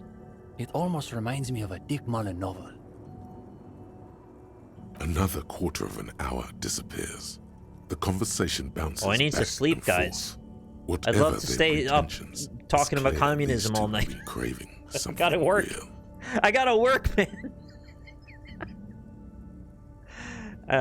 Whatever the pretensions, is clear the two have been craving something real. Now you can sense things starting to slow down.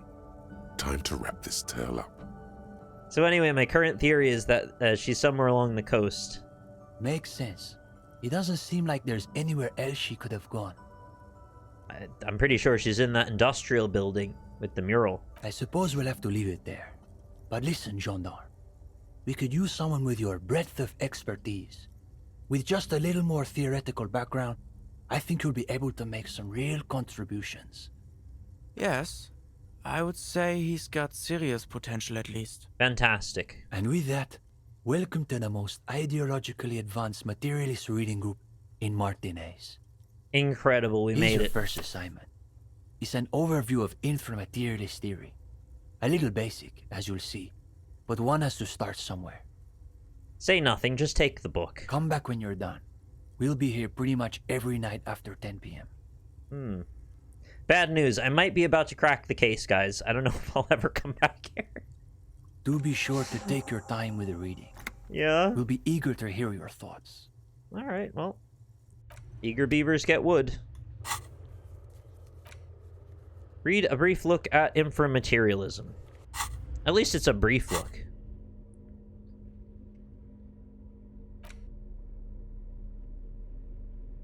It's an old Canadian saying. You never heard of eager beavers get wood?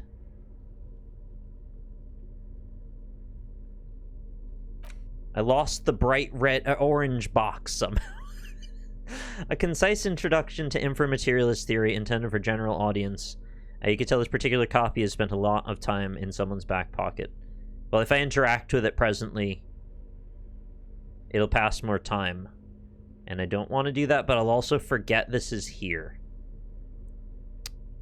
I think I should sleep, and then... Can you just, like, remind me to read this book, please? Although I guess it's on my to-do list anyway, right? It's in the journal. Or is it? It's not, actually. Oh, no, it's here. It's for the Get Yourself Organized quest. Okay, never mind. You don't have to remind me anymore. I thought it was going to vanish from my options as a thing to be reminded about because I already looked at the orange box. Portal was great. Alright. It's time to teleport to sleep. Via a portal, probably.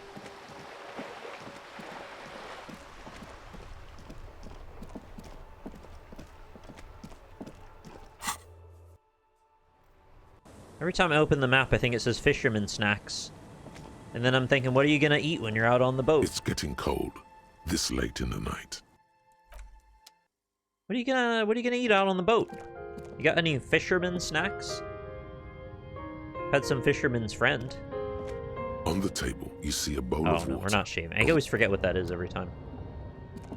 We're keeping the mutton, just in case I get really hungry. Run down. Still, you've earned a rest. The place feels almost like home now. Quiet and dignified around you. A new life by the seaside. You're incredibly tired. Can you imagine if you could just eat your own hair if you're really, really hungry? So it would be like really advisable if you're going out on a survival mission to have a full beard or the biggest beard you could come up with. I don't think I'm capable of a full beard, but you know, something. It's easier this time. Drifting off, your head has found a comfortable indent in the pillow. Your legs and your torso feel like lead weights. I don't like how you said torso. Bottom of the sea. Until they're suddenly light. Oh no, I'm bald, Rip. You'll have to glue marshmallows onto your head. Just say it's a new hairstyle. Nobody will question it, I'm sure. This respite. You've earned it, brother. Bask in the darkness. Bask. Let's swallow you up and swivel you around while you forget everything. I don't even know how they make their throats make these sounds. I think I've heard of this story just dropped. She ate too much hair, and I think I know where it goes. It's still pretty wild, though. Is this the last stream? No, this is the one before that. We'll just keep cycling it for you if you don't mind. As long as we can. Oh. Spin it like black yarn. Is that because you intended for the mystery to be solved within 1 week? But in case it isn't, you still got a thing to come back to? Is that how that works? Enjoy it while it lasts. Alright, thank you, Darkness, my old friend. You're welcome, Harry boy. You earned it. We have a much less antagonistic relationship tonight, so I appreciate that. Let's fall into a deep, uninterrupted sleep. That sounds fantastic. What did Harry do to earn this? Because I want some of this. After centuries of darkness, the alarm rings. But what's Have this? you seen my eyes? You actually feel You know how much rested. sleep I need? There's no time to cuddle with your pillow, however, or as much as shiver from the cold. The world awaits. Go. Run. Turn.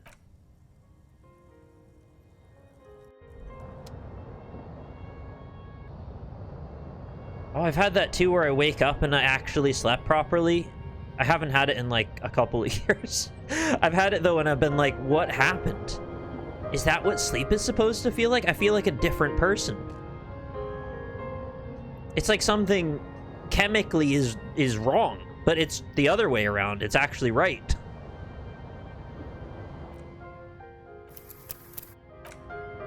It's tremendous when that happens. I wish I could force that to happen sometimes just so I stop spiraling. I can only sleep well if I have nothing to do the next day.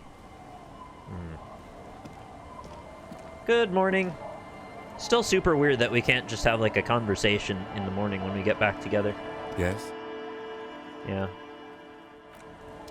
Well, welcome back. This is day 6, and what a day it will be. Filled with hope and wonder. And Ruby on the coast. I don't have a clue what I'm supposed to do with the murder weapon. How do I locate a working firearm that shoots 4.46 ammo? I identified the bullet. It just says keep your eyes open and be patient. By day 6, I should know where it is.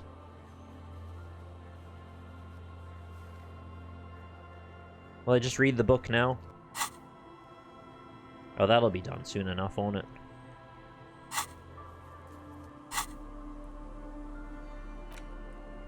The cover of this pocket-sized volume features a swirl of orange, yellow, and green. The title, A Brief Look at Inframaterialism, is set in an authoritative yet approachable serif font. Yeah, that's probably what it should be. What an interesting color palette. It's vibrant, yet somehow leaves you ever so slightly nauseated. Orange, yellow, and green. Orange and green has that effect put together. They're not pleasant to look at in certain ways. They can be applied strategically, but I'd say as a general like motif, I don't think orange and green go great. On the inside jacket flap, you find a brief summary. What is inframaterialism? A highly theoretical branch of Mazovian communism. Yeah. A collection of mystical ramblings by a discredited revolutionary. It's often that one, yeah. Or possibly both. This brief look, TM, introduces readers to one of this century's most fascinating and misunderstood theories in a concise, jargon-free manner. No way. That remains to be seen. Prove it jargon-free. All right, so far so good. You turn to the table of contents. The guide itself is divided into several sections with seemingly esoteric titles like Effects of Plasm on Root Vegetables and Mental Projection and Transference. There's Those are also good to know. A brief introduction about the life of Ignis Nielsen. To be clear, I was talking about a sort of a lower saturation, darker, more of like a forest green. If you go for a neon green and a neon orange, there is some commonality there. But if you go for a clashing vibrancy level, you know, like the black content is much higher in the green than it is in the orange.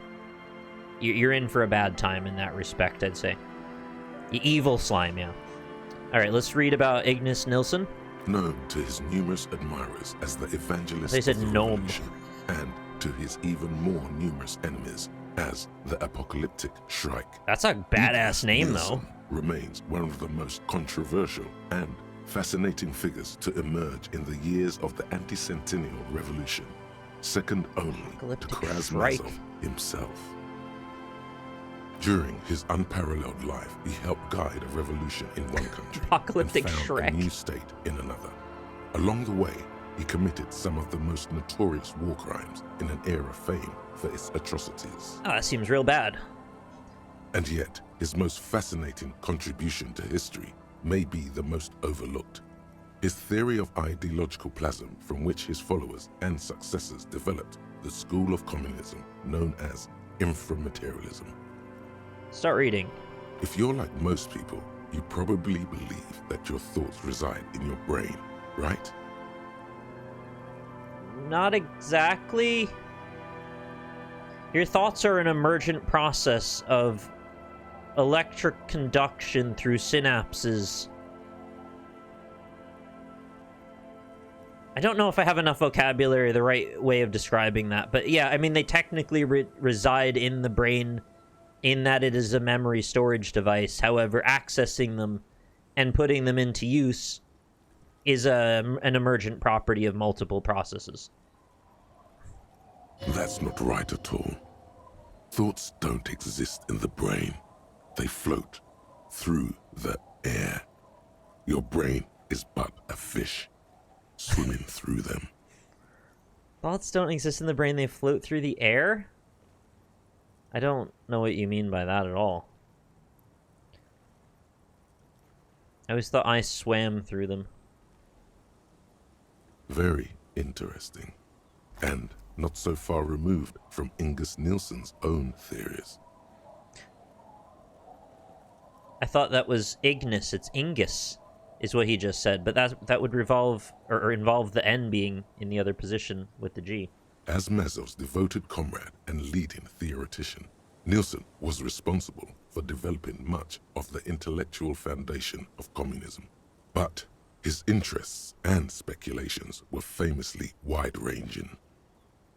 During his final years in exile, he produced, among other things, an early guide to home brewing, instructions for raising revolutionary children, all over the place, plans for a universal pictographic language, and a detailed materialist critique of Dolores Day's chess strategy. That's probably very interesting, the materialist critique of Dolores Day's chess strategy. A true man of ideas, equal to any of the great DeLorean polymaths. Are there a lot of DeLorean polymaths? But one subject he returned to time and time again was the fundamental relationship between thoughts and matter.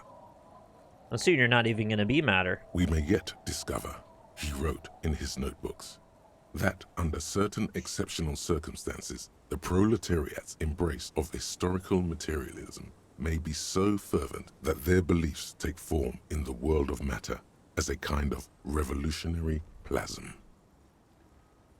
Okay, what? I was following you until that. What?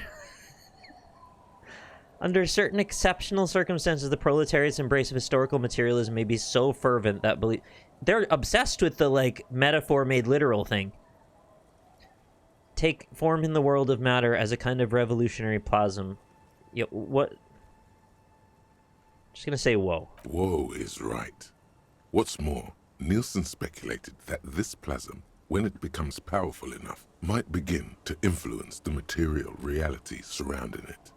Hence the name, inframaterialism. Oh, don't tell me that the Pale is somehow related to the revolution as a sort of, like, physical manifestation of,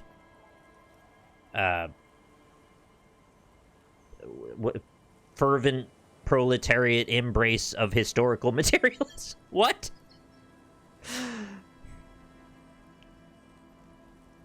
You know, manifesting. The man is festing. He's having a man fest. Yeah, I think so. Unfortunately, Nielsen passed away before he was able to develop these initial ideas into a full-fledged theory. That work was left to subsequent generations of communist theorists. Isn't it if there's ever a music festival in Manchester, they call it Manfest? Building on Nielsen's basic insight, these theorists reached a startling conclusion that a sufficiently revolutionary state might begin to exhibit certain extra-physical effects based on the amount of plasm generated by its citizens. Do you believe that there's a teapot on the other side of Mars? You know, out of reach of anyone's ability to view it?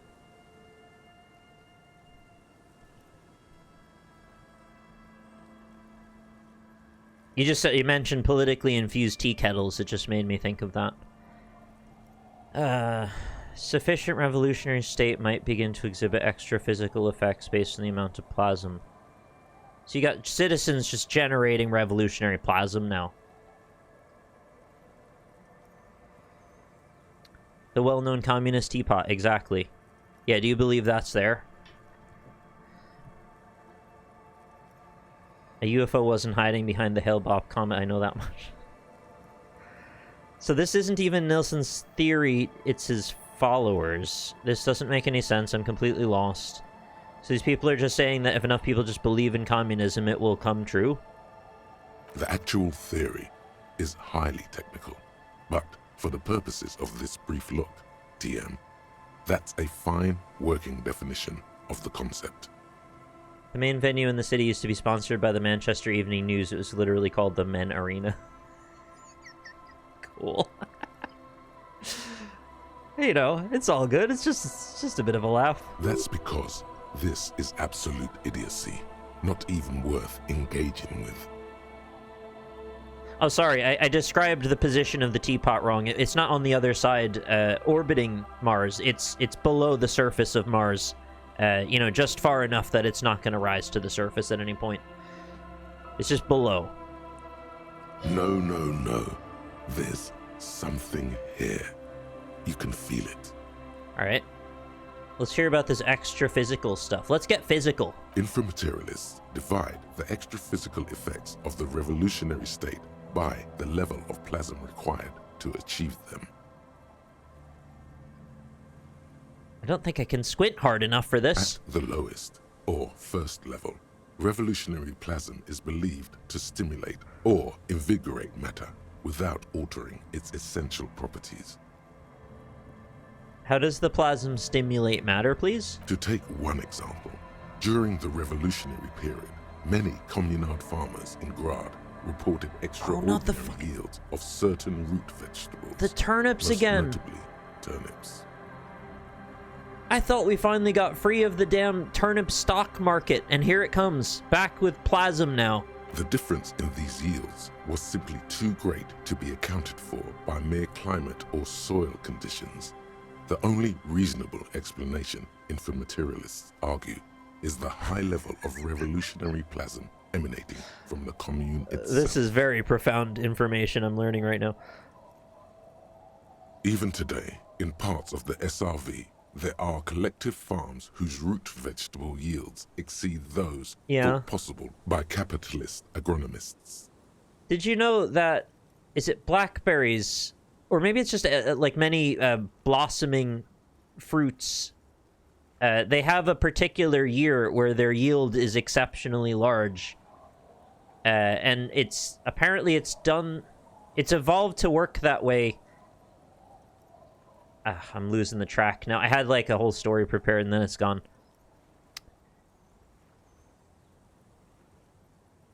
No, I lost it, sorry. Who's to say the farmers aren't just cooking the books? Sounds like obvious SRV propaganda. It's also been postulated that plasm may account for the remarkably full and manly facial hair observed on many communist males. Stroke your beard profoundly. Modestly. Of course, inframaterialists argue that revolutionary plasm may stimulate human physiology in other ways as well. Yeah, acorns. That's what it started with. It's to do with population control. But I can't really I can't bring it back into my memory what the point of it was and how it looped. So you'll get like 3 years where it's the same rough yield of acorns every year, and then 1 year it's like 10 times the normal amount of acorns. And then it goes back to the process it was prior. There's a missing bit to that, though, sorry. Oh yeah, we're talking about white-hot sex, baby. That's all I want to talk about. That's correct.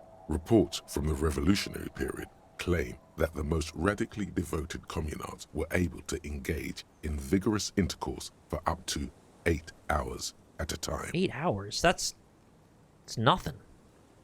8 hours? There's no way. Your equipment would be mashed to jelly. It's so serious. Hyperproductive vegetables and ultra-horny communards are fine, but this theory hasn't quite gotten strange enough for you. And on that note, you feel like you've gotten the general idea of inframaterialism, enough to carry on a basic conversation at least. But if you'd like to go even deeper into some of the more speculative aspects of the theory, you could always read further. We just got to the white-hot tip of the communist penis. Of course you want to go deeper. What else are you here for? Perfect timing to drop a link to massed seeding in chat. Absolutely. The book fits. Thank you for looking that up, by the way. It would also fit comfortably into a jacket pocket. Keep reading. You flip forward a few pages until you come upon a chapter. I'm gonna get back to my communist reading club. Their heads are just gonna fucking fly off into the stratosphere. Never to be seen again. When propelled on a has jet of milk. A sufficiently high degree of revolutionary fervor, inframaterialists believe that second-level effects may be observed. At this second level, certain hyper-revolutionary individuals may even develop the ability to extend their thoughts into material space and vice versa. Oh. Okay, so this is like that one Twitch streamer when he starts his stream and he goes, "Hey boys, today we're doing semen retention." And then over a long period of time, they believe they will gain superpowers like levitation and ultra-masculine arms.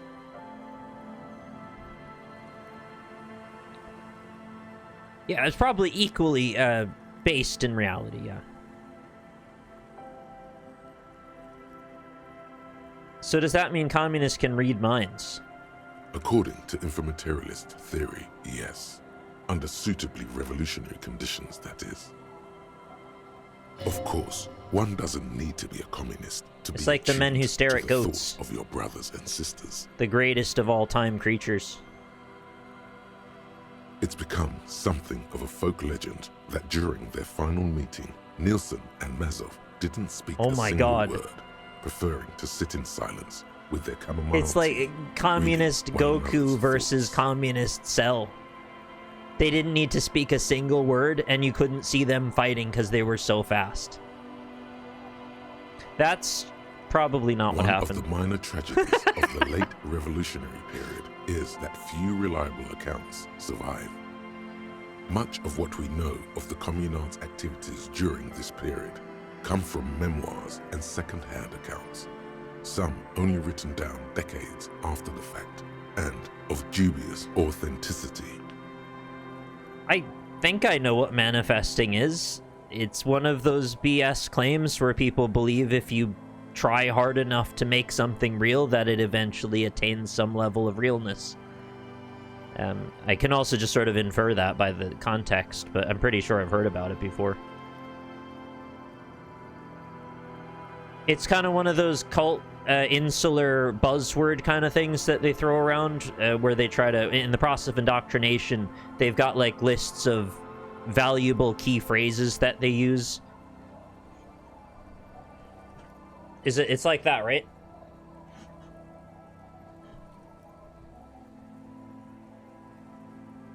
So, hey Kim, you'd say that we share a pretty special connection, right? I suppose we do work quite well together. Only due to your impossible levels of patience. You and me were on the same wavelength, that's why we're always finishing each other's sandwiches. Your words hang in the air as the lieutenant scribbles something in his notebook. At some point, he realizes you're waiting for him and looks up with a tightly knit brow. Sentences. The lieutenant looks at you evenly for a moment, then returns to his notebook. Nah, just play it cool, forget it. A word. As we were saying, it's generally believed that these effects are only exhibited by certain hyper-revolutionary individuals. generally less than 0.01% of the revolutionary population. In the harmless way, yes, then there are people who buy into it for real. The harmless way, though, is always a problem because it's always giving cover to the people who mean to use those vectors as an attack.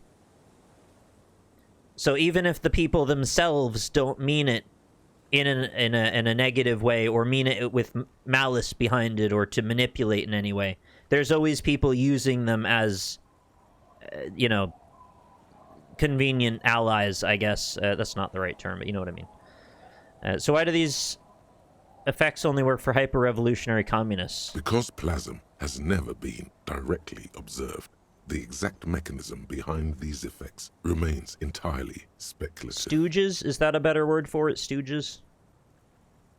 In other words, there's no evidence that any of this mind-reading stuff is real. Why are you getting hung up on mechanisms? Open your mind's aperture just a little wider. What f-stop am I at right now? You're so close to true understanding. If there's no evidence plasm exists, how can the theory be true? Most inframaterialists would argue that the inability of skeptics to detect plasm is simply evidence of their own insufficient revolutionary enthusiasm. It's just a metaphor for faith. There you have it, a perfectly unfalsifiable loop. The theory is impossible to disprove on its own grounds. Yeah, I could see this coming from a mile away. Meaning, it's hardly a theory at all. This should be more than enough for a stimulating discussion. That said, if you're still yearning for more... I wish I could, like, shoot my memories into Harry's head, like the lady from Hunter x Hunter. And then he could, like, act on my behalf. You must. Everyone knows. Books save their best parts for the end. You've completed the quest to get high off your own farts. Congratulations. No, I don't want Harry to get high. He's still trying to be sober right now. Finish the book. You breeze through the next several sections until you arrive at the final chapter, titled A Communism Above Reality. I'm like this close to remembering her name. I can see her face. I can't think of her name. When a society's revolutionary fervor reaches the third and highest level, inframaterialist theoreticians have postulated that the laws of physics that's the one. Yeah, thank you. That's it. Laws. When society's revolutionary fervor reaches the third and highest level, inframaterialist theoreticians have postulated the laws can be laws of physics cease to be laws. Okay. Cease to be laws. What do they become then? More like suggestions, according to some of the SRV's leading inframaterialists. Of course, it's impossible to say what exactly happens under these conditions. No known society has ever achieved the levels of revolutionary enthusiasm the theory seems to require. Ah, so it's a theoretical only... Well, I mean, plasm, I feel like, is still theoretical as well. Some inframaterialists have even argued that it might require more plasm than humanity alone may be capable of producing. Can you not milk the communist plasm, then? Where are there non-human sources of plasm? In the SRV, there have been attempts to organize certain species of aquatic mammals, as well as a few of the higher corvids. This also sounds like Scientology a little bit. But, as of this writing, only human beings have demonstrated the intellectual capacity for revolutionary communism. I have to find the communist prostate.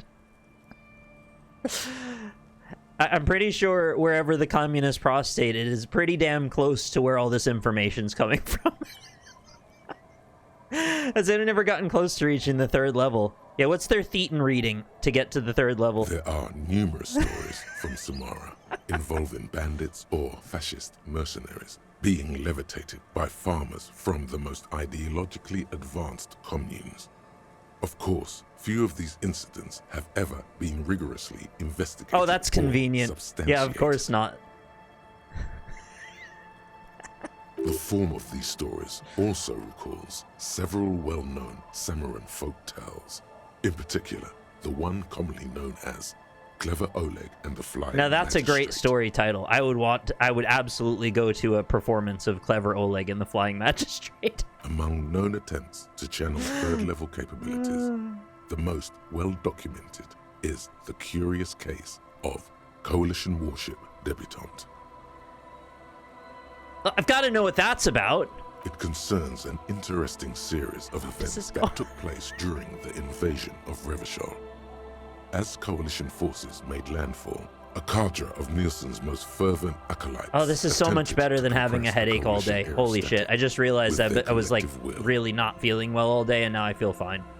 So much better. According to communard law, these acolytes positioned themselves at the top of a redoubt just over the bay of Revachol. From that vantage, they proceeded to visualize pinching Coalition warship Debutante between their fingers, a gesture believed to assist in the extra-physical materialization of their thoughts. I'm just staring at Kim the whole time straight into his eyes as I get communist prostate knowledge beamed into my skull. Holy crap, this is silly. Acolytes position themselves at the top of a redoubt just over the Bay of Revachol. From that vantage, they proceed to visualize pinching Coalition warship Debutante. They did one of those, yeah. I believe to assist in the extra physical materialization of their thoughts. I'll tell you something, though. There is something to this. If you make a little diamond between your fingers in the center here, say you have a difficulty with sight, right? If I could take my glasses off, I can't see any of the text right now on my Twitch page because my glasses are off. If I were to look through this tiny diamond, my vision is cured. It's magic. The physics of light. Try it for yourself, folks. It really, really works. The acolytes, along with the redoubt, were vaporized in an artillery strike before the process could be completed. So you could just wear tiny diamonds? Well, the convenient factor of having the glasses with lenses like this is I can look anywhere. If I want to do tiny diamonds, it's not as nice, no.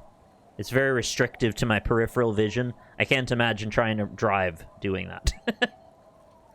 Picture the lot of them, all standing with their fingers in the air 1 minute, the next reduced to a bloody mist.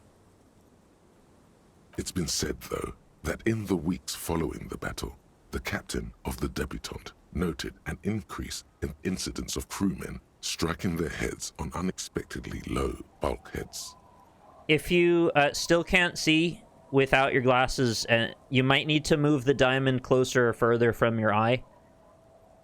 Or make it tighter. That's the thing that really will do it. If you make it really, really small, so you can just barely see light through between your fingers, you should still be able to see, though.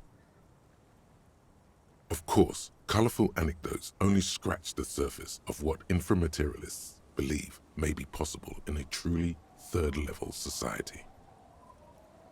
I thought that you should be able to see no matter your eyesight, unless you're, like, blind. It still doesn't work, though? Even tiny and close, some of us got very bad eyes. Oh, sorry.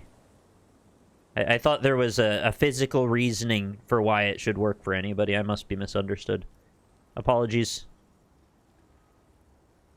What would a third-level society even look like? Some have theorized that such a society would be fundamentally unrecognizable, lacking many of the institutions we typically take for granted in advanced societies, including organized governments, financial institutions, and law enforcement. Did that book just say there's no place for you in this future? Yeah, of course it did. Feel it. Others have argued that people living under third-level conditions will be immune to such infirmities as hunger, disease, and mental illness. In some of his later writings, Nielsen himself speculated about the potential for an extra-physical architecture that Bourgeoisie disregards physics? the laws of bourgeois physics and instead relies on the revolutionary faith of the people for structural integrity. What have I signed up for here? Meaning the buildings stay up because people believe they'll stay up. Yeah. Yeah, let's go with that. Precisely. Nielsen observed that the financial system operates on the same principle of faith. So why not an architectural system? So why not build our architecture off the same theoretical basis of why GameStop became a meme stock? That's why we should do that. Yeah, great. Great plan. Architects would love to hear that. On the following page, you come across a few black and white reproductions from Nielsen's own notebooks. One sketch depicts a government ministry shaped like a great inverted pyramid. The control thing. A hectare in width at the top, balanced atop foundations the size of it's a great idea for art. I don't know if you could physically do that very easily, but maybe it's possible in some way. Hey, Shadow. Yeah, I've got a collection with all of the current playthrough sections. They're about 4 to 5 hours on each one of them. 15 in number before today's. And they're all in there. And they're all going to stay in there. Like, the highlights won't go away after any period of time. Thank you for your interest. Another depicts a leaning tower wrapped in a dramatic helix. The most expensive type of helix. Dramatic one. Of history. Wait, but what if the people stop believing in the buildings collapse? They'll probably be like, well, that's what should have happened to the society anyway, because they didn't believe. This might be too much even for me. Plausible or not, there's something beautiful about this idea. Is there any more? Oh, for the sake of a fantasy story, yeah, it's great fun. I have no problems with enjoying this sort of thought. I just couldn't imagine anyone saying it earnestly about reality. But also, I don't live in your reality, I live in this one. So, you know, we don't have the Pale here in Ireland, thankfully.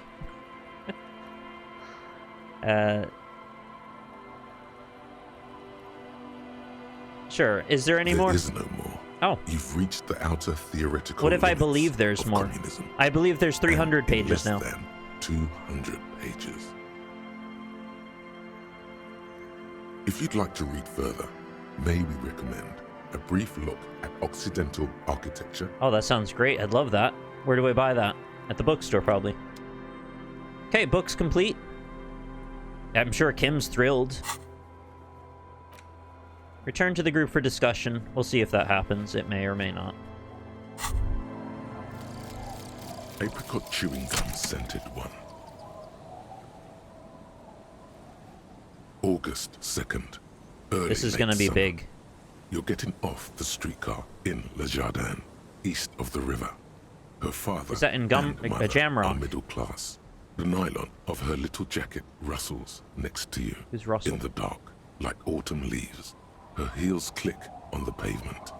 You're walking up to the gate in front of her parents' house. She takes out her chewing gum and you kiss her. A feeling like electricity flows through your whole body. Immediately, you know that you've entered a completely different world. Perception +2. Betrayal lingers everywhere. Oh. I thought we were going to get some concrete specifics about the nature of our relationship prior to the blackout. Apparently not. That's okay. Man, there's so many other thoughts. I feel like we need to have triple the size of this thought capacity. There should be a stat you can level up that's like thought cabinet related that gives you additional sets of 3. So you could spec into like, I'm a thought man. My whole life's about thinking. And you just spend the whole game leveling up thoughts. But I guess that's really a good encouragement to play through the game multiple times. Volumetric thought compressor. Instead of shit compressor, you mean?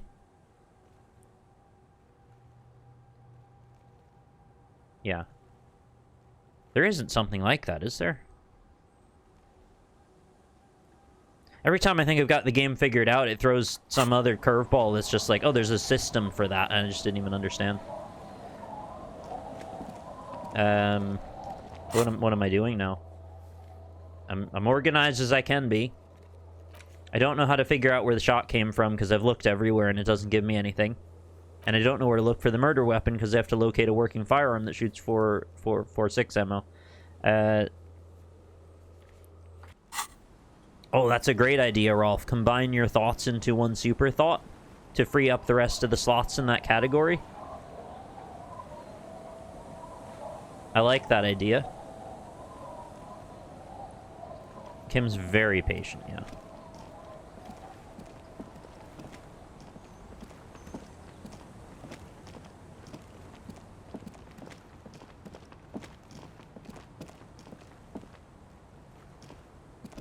I mean, I even know roughly where they told me to go for the sniper nest positions, and I went everywhere, I thought, and I haven't found anything.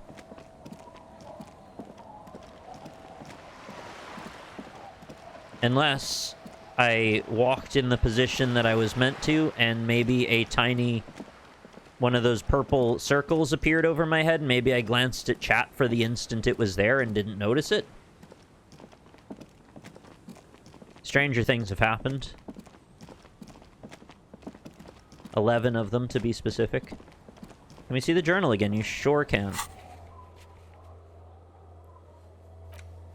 Check the boardwalk. Check the island.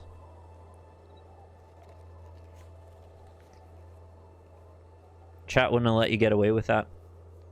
I mean, sometimes it can happen just because a lot of people are, like, idling doing other stuff, so it's not always, like, they'll catch every specific little moment. But I'd like to think you're right, yeah.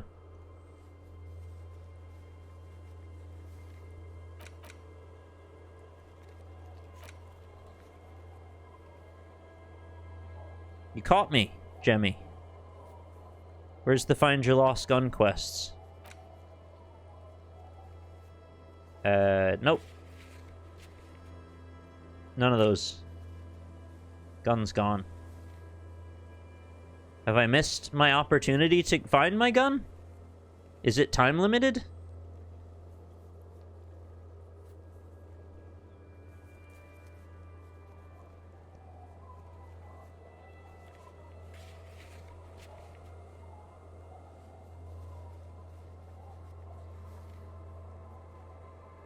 I'm looking for it even in the done category here.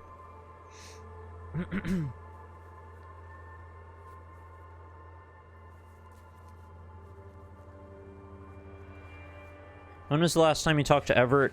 Oh, a good while ago. Yeah, I should probably do that. He did mention quite a few times about the gun, so maybe that would be the way forward for that. He's probably one of the only people I haven't talked to regularly. He was being so transparently manipulative when we started out that I didn't particularly want to stick around him long until I knew what my my position was in all of it. It's too bad there's not a teleport point that takes you right to his office. Like, once you've been there, I don't see the harm in letting you teleport back over there.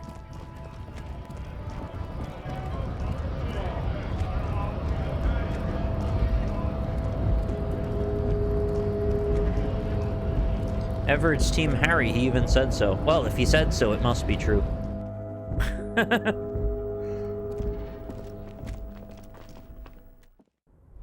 I don't particularly mind walking around Revachol either. I mean, I've done it when it was not necessary a bunch of times. I just feel like this particular jaunt is, like, very out of the way, and you have to go through an interior and around a bunch of corners, and, you know, why not? Just teleport me right here. This spot on top of the containers would be fine. Where's our buddy over? Isn't he here? Or he's further up? Oh, he's up here, isn't he? Forgot where he was. Okay. Hello. Oh, hey, mister. I knew you'd be back to talk with old Leo here, yeah? No trouble at all, mister. Oh, you got nothing. Okay. Good night, Rolf. Thanks for hanging out. Have a good one.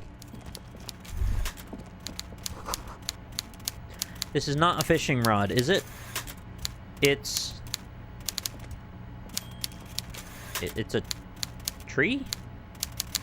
Don't know. It's weird. Mr. Dubois, every worker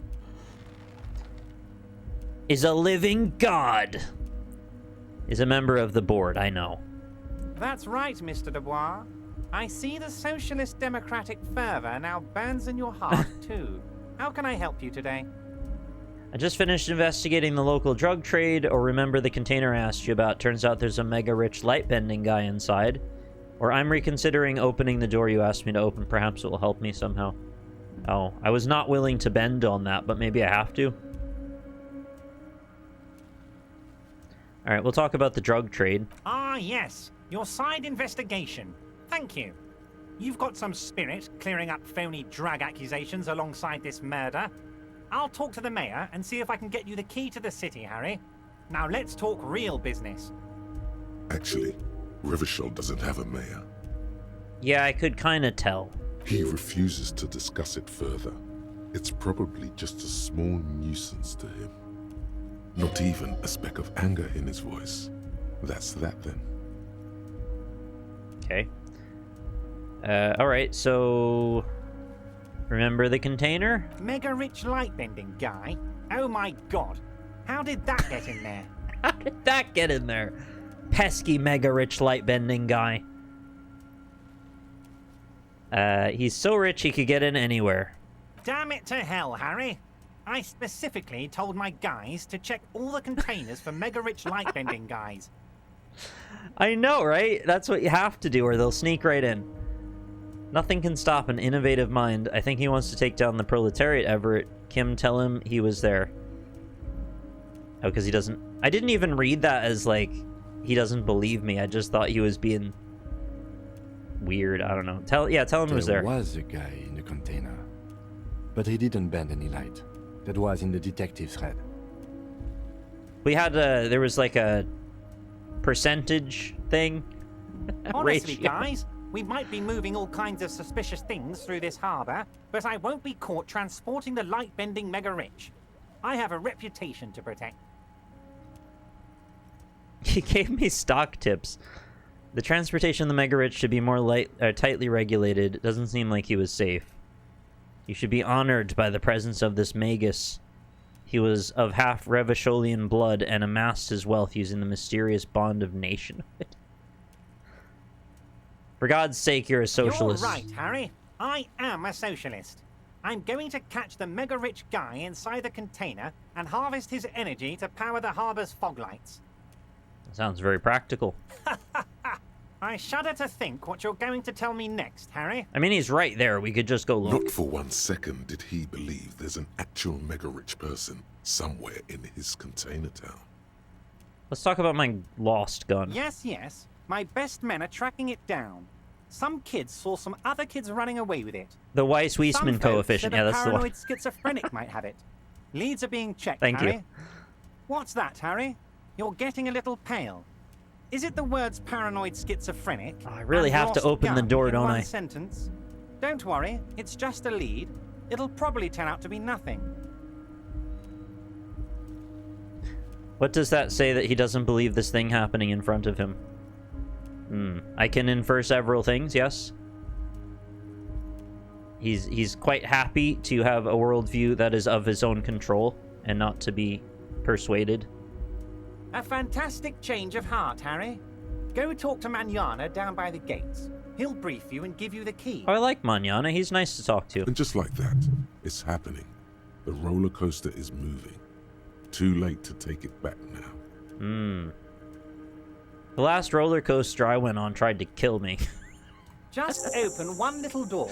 You don't need to go in or anything. I just want that weasel to come home and see the unlocked door. That's it. Anything else we should discuss? How do I get my gun? Everett asked you to open the basement door behind the greenhouse in the backyard to intimidate the occupant. Do what you have to do. Everett has promised to give you info on the case in return. I didn't really want to do this, but I guess we're gonna do it. I feel like Kim didn't even object, which is strange. I thought he would have had some choice words for me.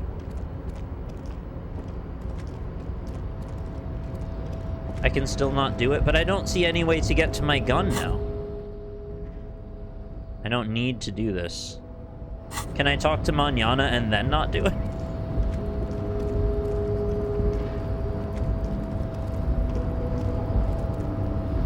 I don't need my gun. Well, I just like... I like knowing what's happened. And we're not gonna find out. I also don't know where to look for... I don't really know what to do, because I've kind of run aground on every side case except for the Cuno thing. And going back to the group. You will hate this quest, to be honest. Okay. I guess I'll not do it?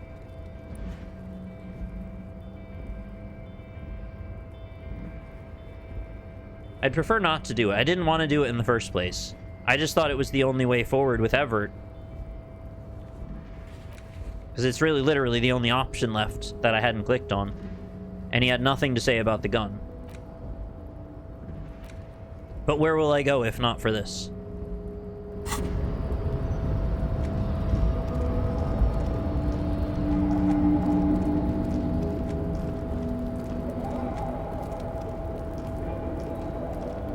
Right, do we go to Cuno's dad then?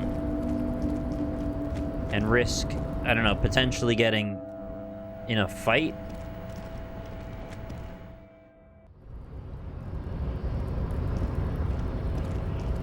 I still have the whole egghead thing to do. What was the egghead thing?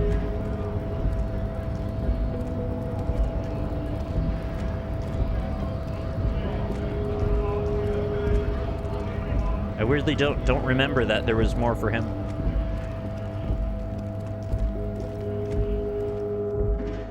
Oh, make the jam harder core. Yeah, okay, we've got a few white checks to still do. Oh, stop. Is this a... I keep trying to click on her thinking she's how I get to the drugs. A colorful display. Again, I'm obliged to inform you that both alcohol and cigarettes damage your health. Tell me more about these products. The pale aged vodka is special, I guess. It's stored in pale for a couple of years, which makes it super expensive and super strong. Does it make you remember other people's memories? What will consuming this stuff do to my body? I mean, I already said it'd hurt you. I don't know what else they do. Hurt me how?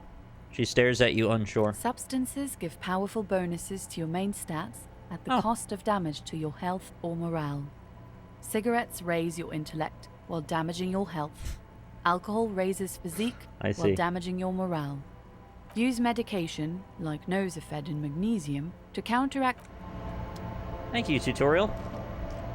A small cabinet on the wall is filled with various medicine bottles, nasal sprays, and blister packs. You know what would be totally all bear sick? The Saint Baptiste Pharmaceutics logo.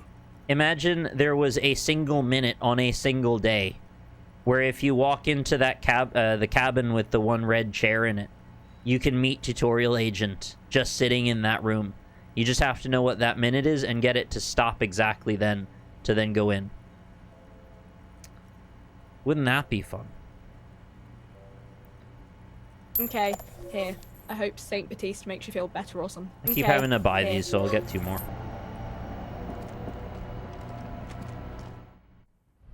The Dramamine and Hypnogamma give you more charges for less. Oh. I thought they were different objects, not more charges of the same object, if you know what I mean. So I was not getting them, but yeah, I guess I should do that. The vodka makes you forget other people's memories. Oh god. Terrifying. Time for a save.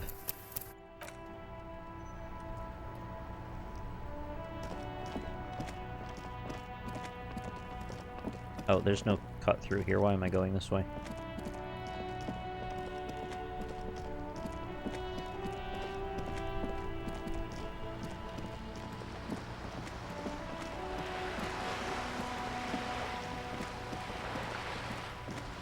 $0.20 saving. Oh, that's all it is. Well, we are dealing with relatively small numbers when it comes to the money exchange, so that still is not completely insubstantial.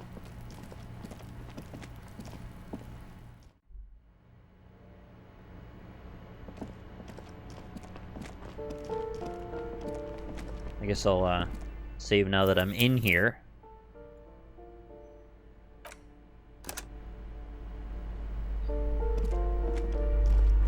A shabby door hangs oddly on its hinges, secured to the doorframe with a safety chain. An unpaid energy bill is attached, threatening to cut off the Sorry, I hope I didn't just breathe directly It's into the mic. I addressed just have cold hands. Mr. Uno de Reuter. Uno de Reuter. Player Uno?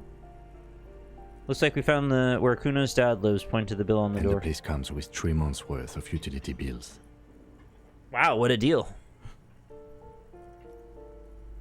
Knock lightly. No response. Okay. The apartment numbers have fallen off the door, leaving Dear the panel Cuno. with a sticky 1 shaped shadow and a marker drawn 2.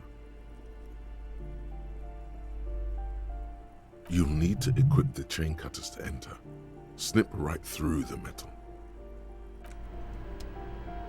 Is this still sort of a tutorial for how to use objects? Because I feel like we're still learning that.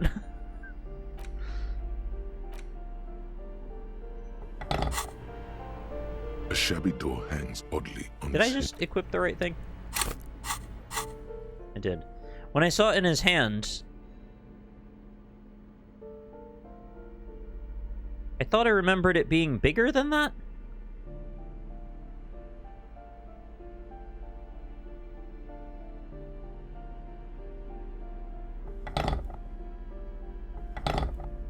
I had it in my head that it was like a properly long chain, like a real, you know, two-hander kind of thing. I guess I just never looked at it closely. A shabby door hangs oddly on its hinges, secured to the doorframe with a safety chain.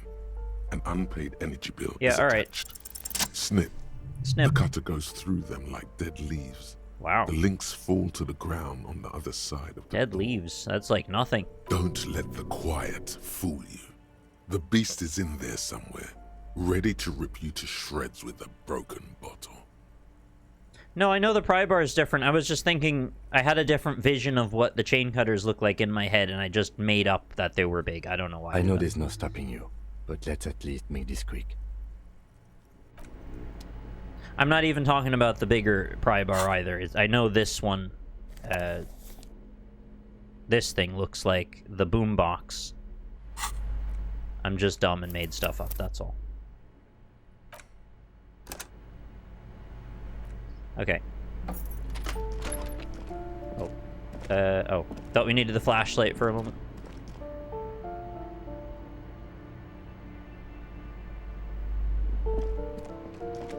Is he gonna be in the bed? Cuno de Reuter is the name on unfinished homework. It was from 2 years ago. He's taken to professionally throwing stones at corpses and building a locust city. Glossy erotica covers the wall, wrinkled from moisture. Why is the erotica so moist?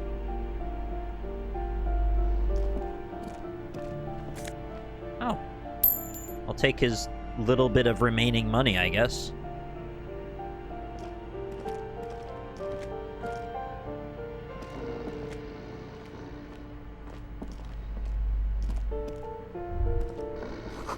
The air stinks with something sour. Oh, we got a lemon fan in here. Steal your composure pants right off the freaking line.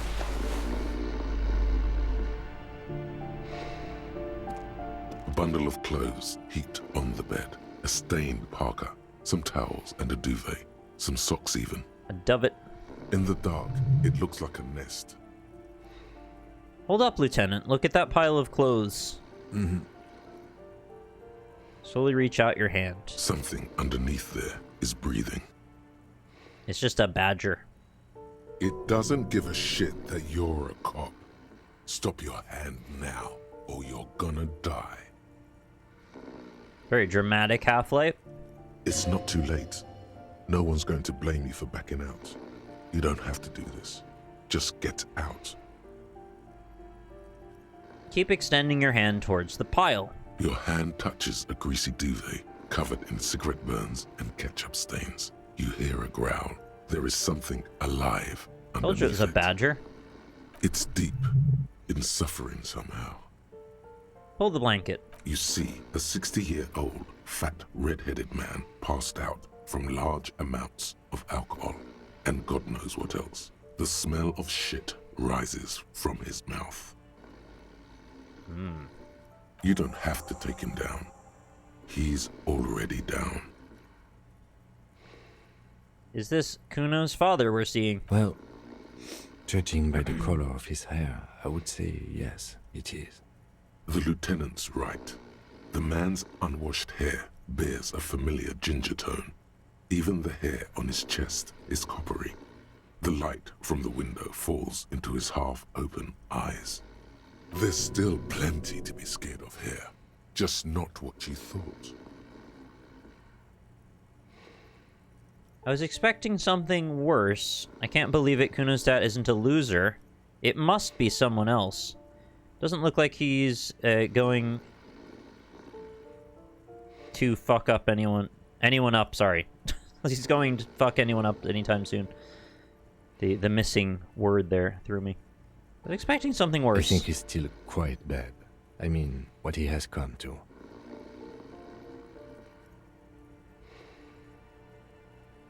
Well, I'm not as thrown because I kind of already figured out all of this from talking to him. This is kind of what I was expecting to see. In fact, I thought maybe it was even worse than this. This man won't be feeding his family anytime soon. Not that he was, but at least he won't be beating his son. Yeah. A pair of half-open bug eyes is staring back at you from the dark, empty, and frozen. It's clear that the person behind them is not awake. This is serious damage. I'm still not sure he's not dead. Wait. Hold on, what happened to his eyes? Can't you tell? It happens to exceptionally committed substance abusers. They fall asleep with their eyelids still open. Not a pretty sight. I didn't know that. This is serious damage.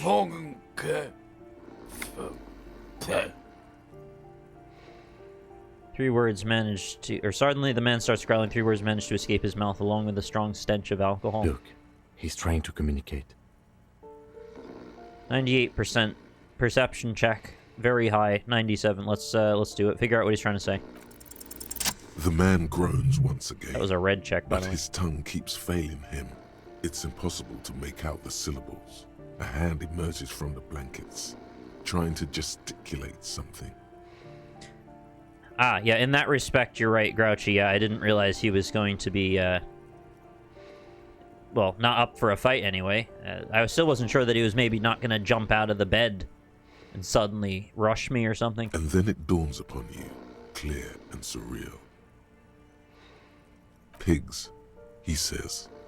He's trying to call you pigs. You're awake. He's awake. His hand falls back on the bed, limp and defeated. A loud snore escapes his mouth. He's asleep again. Yeah, so it's all been bluster. Everything has been bluster. At least he got to say his piece. Maybe we should help him? What is there to do? We could turn him on his side so he doesn't choke on his own vomit. But he's already on his side. Nod. We could take him to Remedy or Saint-Baptiste, but he doesn't have money for medical services. The arm sauce would turn him down. I thought he said the arm sauce. They don't do charity for people who are trying to kill themselves. Besides, he'll be dead in a few. Lieutenant stops, listening to him. Years, months, weeks. The pile of blankets grunts miserably. Is it even alive? I'm afraid it is. Look, it moves. He points to a fleshy lump sticking out from the other end of the blanket. The limb seems to be twitching from time to time. And look, the other foot is camouflaged by a striped sock bearing the name Maxtor on the sole. 3 toes are poking out of a hole. Maxtor is a gas company. He's wearing free socks from a gas company. They probably came with the bills. Why is a gas company sending you socks? Very different than my experience with bills, but okay. A groan rises from the man's throat, dry like a death rattle. Yeah. He's trying to say something in his sleep.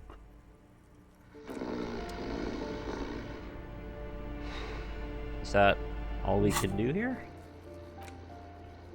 Get speed from Cuno's apartment. Oh, I see. Yeah, not much resistance at this point. Where do you keep all the speed? A phone book lies open on the table, covering a stack of utility Oh, that bills. was easy. Right next to it, in plain sight, sits a small bottle of amphetamine, conveniently equipped with a straw. They're drinking their amphetamine with a straw? I didn't know that was a thing. I've located psychoactive substances on this table. Good. Confiscate it. The minuscule amount of amphetamine doesn't interest the lieutenant in the slightest. He listens instead to something in the other room. Take the speed. You pocket the bottle as if it were the most natural thing in the world.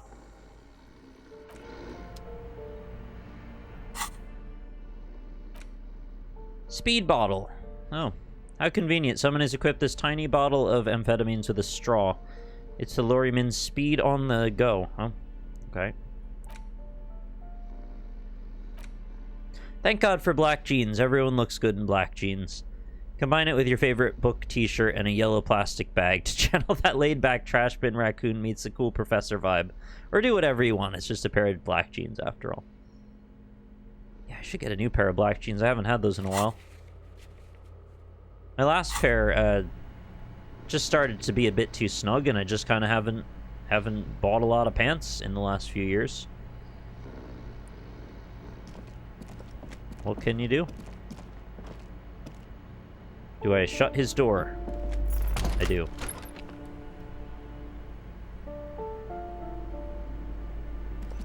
Right, yeah, he doesn't even have a bedroom. They mentioned they found Cuno S underneath a table, was it? I guess they were under there. Just kind of huddled up. I was just curious if that the physical room matched that description, and it seems to.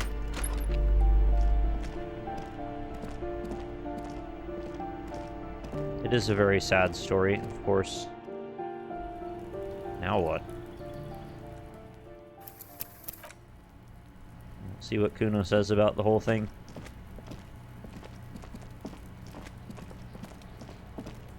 Oh, was that in the lobby? Okay.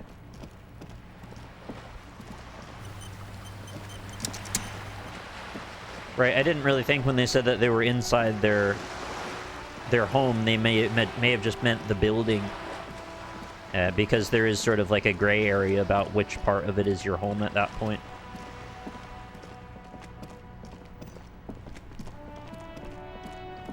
I gotta give Cuno his speed. That's the right thing to do, isn't it? Fuck does Cuno care? I took care of the drug situation. Alright, so you got Cuno's kilo. Here is how we do it. First, you give Cuno Cuno's kilo, then Cuno gives you half back. That's how we split it. It's the best way. Street way.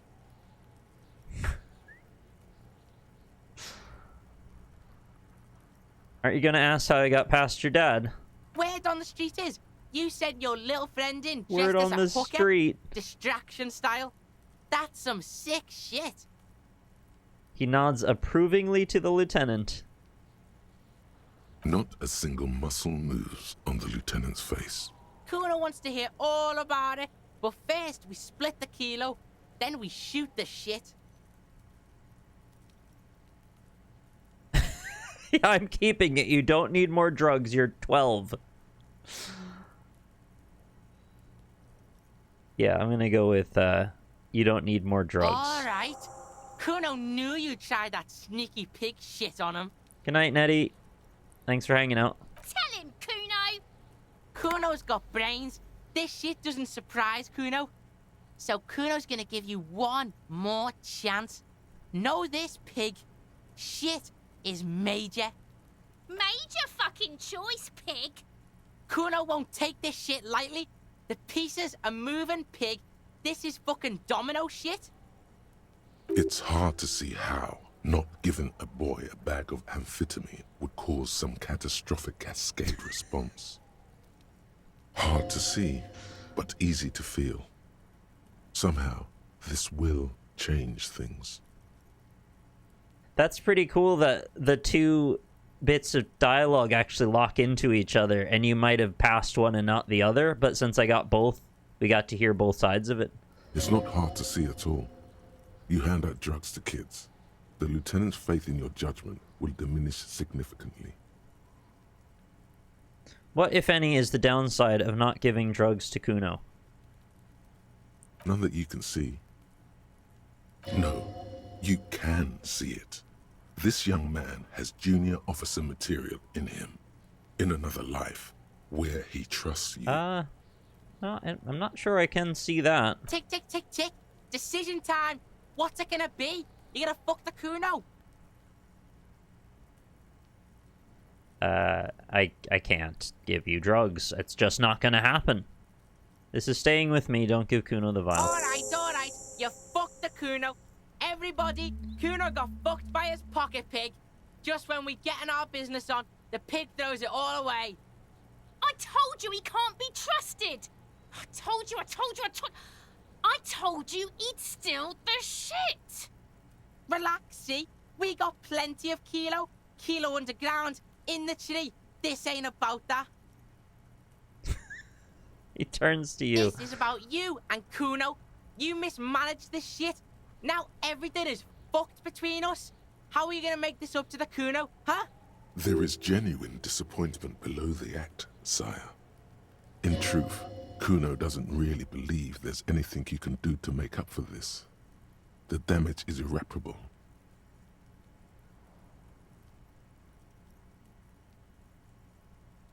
I did right not to give you the drugs. Let's conclude this. I looked around in there. It's not the easy life you've got going on in that apartment. Cuno, I met your dad, or there was a textbook with your name on it in the apartment. There are tons of unpaid utility bills in there. It's not an easy life. The fuck do you know about Cuno's life? Cuno's got plans. Get the fuck out of here. Yeah, we got plans. I met your dad? Yeah? How the fuck are you still alive, pig?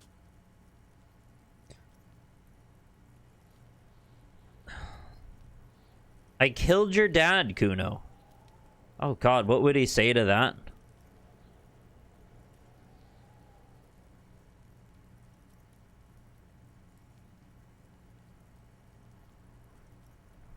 I'll just say it was dark in there. You got lucky, pig. Cuno's dad was out getting more drink. Cuno knew you'd have a window there. Now that Cuno thinks about it, it was a mistake. Should have sent you in when he was there, pushing roids in his ass. Thieving, double-crossing liar pig. Cuno got sentimental. That shit won't happen again. There's a textbook with your name on it. Yeah, so fucking what? It says Cuno, not Cuno. Cuno de Reuter. Fuck are you talking to Cuno about that kiddie shit? I like it. He's trying to fuck you again. Fuck out of here. Cuno knows it's fucking lame. That's why Cuno changed it. Cuno can change his name into anything. Gonna change my name into Don't change your name into that, Cuno. What?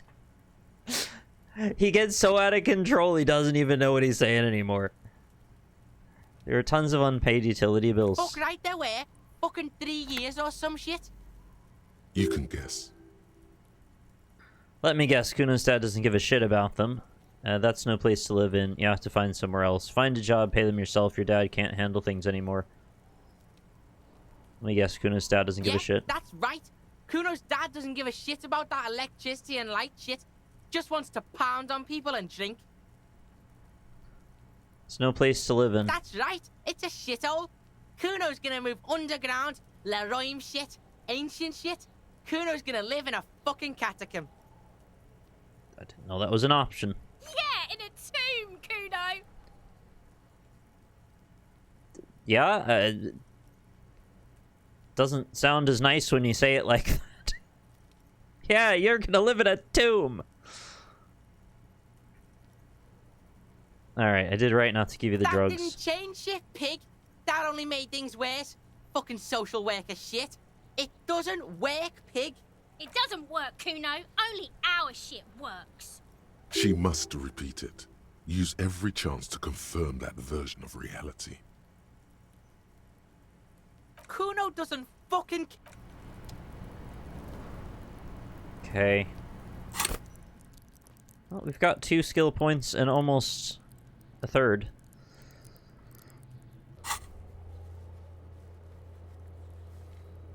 Well, finally done that. It wasn't quite what I was expecting it to be, but I guess I'm glad it didn't turn into a death brawl or something. Can we look in the trees now to find all of his amphetamines or whatever he's got? If you treated him in a certain way, you could replace Kim with him. Are you serious? I don't know if you're joking.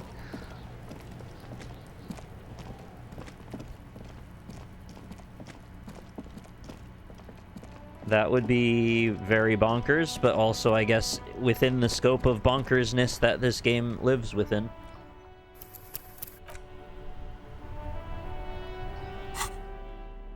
I'm still wearing this stupid jacket. I just forgot about it. I just need something a little less silly.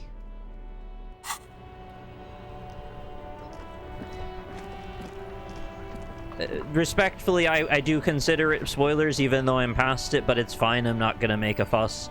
I'm probably gonna end up playing this again at some point, and I would have liked to have found that out on my own, but it's okay. I'm not, like, mad or anything, and I'm not gonna, like, make a fuss. It's okay. I understand these sorts of misunderstandings happen all the time. Oh, sorry, officer. Didn't have anything new for me.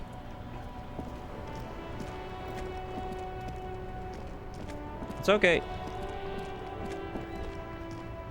I completely understand when you say things like that, it's generally from a place of excitement and just like, wow, look how cool that is. And it's very difficult sometimes to refrain. I've been in the same position watching streams. Sometimes it just happens. And I think sometimes streamers get way too upset over stuff like that. There are cases where maybe it's, you know, when it's malicious or if people come at you trying to ruin the thing. But this isn't going to ruin anything, and also it wasn't malicious, so, you know, proportionate response. Forgot I'm still carrying this as well.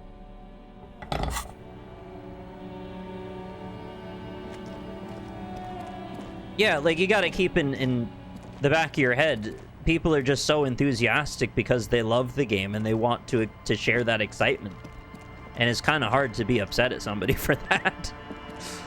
I also completely understand why this game in particular inspires such excitement and passion.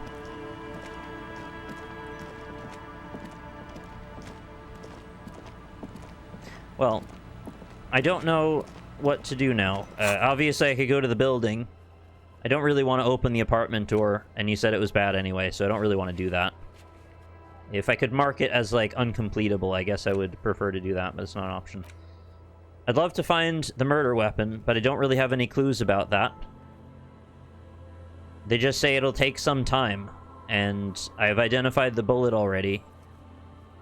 And I know the weapon, roughly what I'm looking for, but what else? I'd love to figure this out as well, but I've already done it, and I can't. I don't know where these positions are to stand. So I guess if I want, I could just run up and down the coast some more and see if I can find any locations. I think when I asked last time, you said one of the 3 was probably the island is maybe physically not attainable as a positioning point. Which again makes me go, what the hell should I have done differently? Or am I still somehow missing something? Because if I'm about to get to a point of no return, could I be missing something, or was it time-gated? Which maybe yes.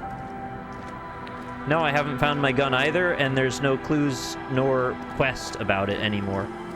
So I don't know if that's a bug or not doable.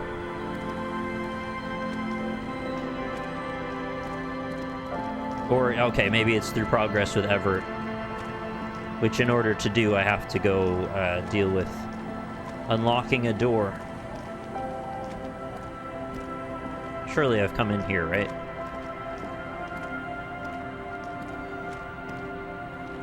I mean, it says the location's the boardwalk. And there's just not that much of it to walk around. Oh, I can't stand in that quarter? Okay.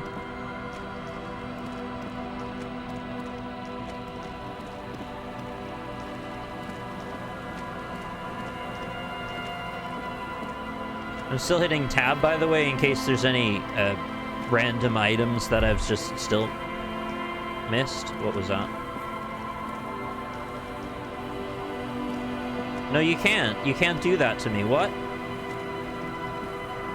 What did I just see?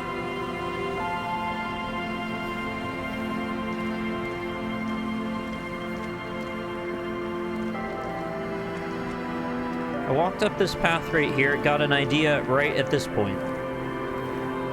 Now it won't go. Did I just hit? I didn't, though. Is there another way you can make that pop up other than right click? I didn't press anything. I don't know. Maybe I subconsciously put too much pressure on the right click button and didn't realize I did it.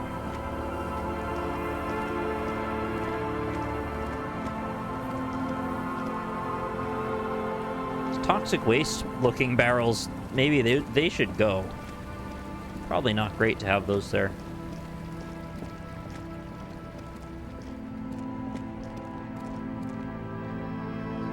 I'm also very distressed at the lack of the phasmid.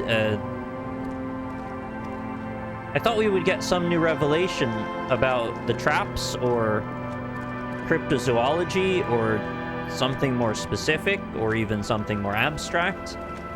But that thread seems to have just sort of evaporated at this point. What is this? Why is there a dot on that door? I don't know how to get up to that. If you hit tab, it shows all the interactables there. Puts a highlight around them like that. Is there seriously a door that I've never looked at in this entire playthrough? Or did it become interactable later?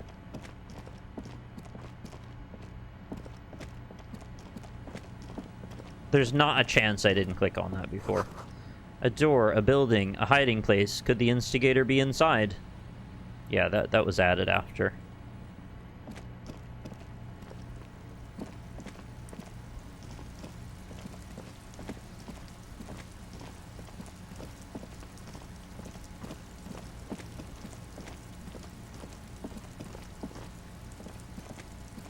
A scattering of bullet holes is spread across the cracked wall.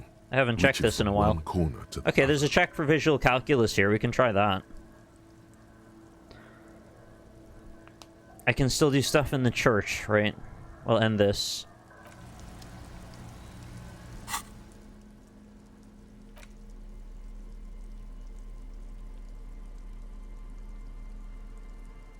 I don't mind. I'd really like to find the sniper spots, because it just makes me feel kind of bad that I don't understand what's going on with that. Yeah, no, visual calculus.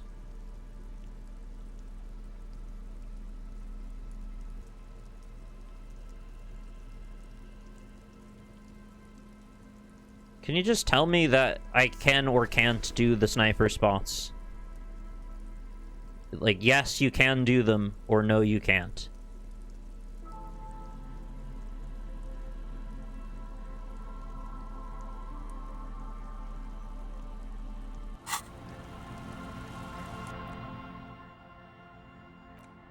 So they're scripted, is that what you're saying? They're not something I have to just find, even though one of them literally was that. Oh, that's frustrating. They set it up like you're supposed to do this in support of the other quest, not that you will get it through the other quest. A scattering of bullet holes is spread across the cracked wall, reaching from one corner to the other. Alright, 83%. Unable to piece together the big picture just now. There's a hole in the hypothesis. The scattering of bullet holes looks like one giant smiling mouth. Smile.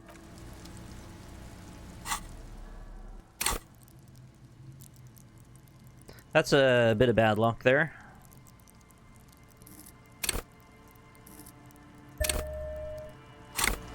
Surely I can't fail that twice. Scattering of bullet holes is spread across the cracked wall.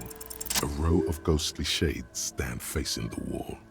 There are many of them. A dozen at least. Their heads lowered and eyes blindfolded. It's quiet. No sound. No movement. Just in reference to what's going on in chat, like, with this particular topic, and I know you're not meant to infer this, I was, like, less concerned about spoileriness regarding this particular thing than I am on average. I did ask a particular question, I didn't get a particular answer, but again, you know, proportionate response, it's really not that big of a deal. Yeah, I just mostly needed to know, like, should I keep looking, or is this a waste of time? And we did get there. 10 meters away, other shades are lined up in an orderly manner. Automatic rifles prime. I did find this as a result of looking anyway. The coats of the firing squad flap slowly in the breeze. A single person stands on the side. Droplets of rain fall on the wooden planks, the surrounding sand dunes. The clouds block out any rays of light. It's a hell of an image there. Let me move my camera for a second so you can see.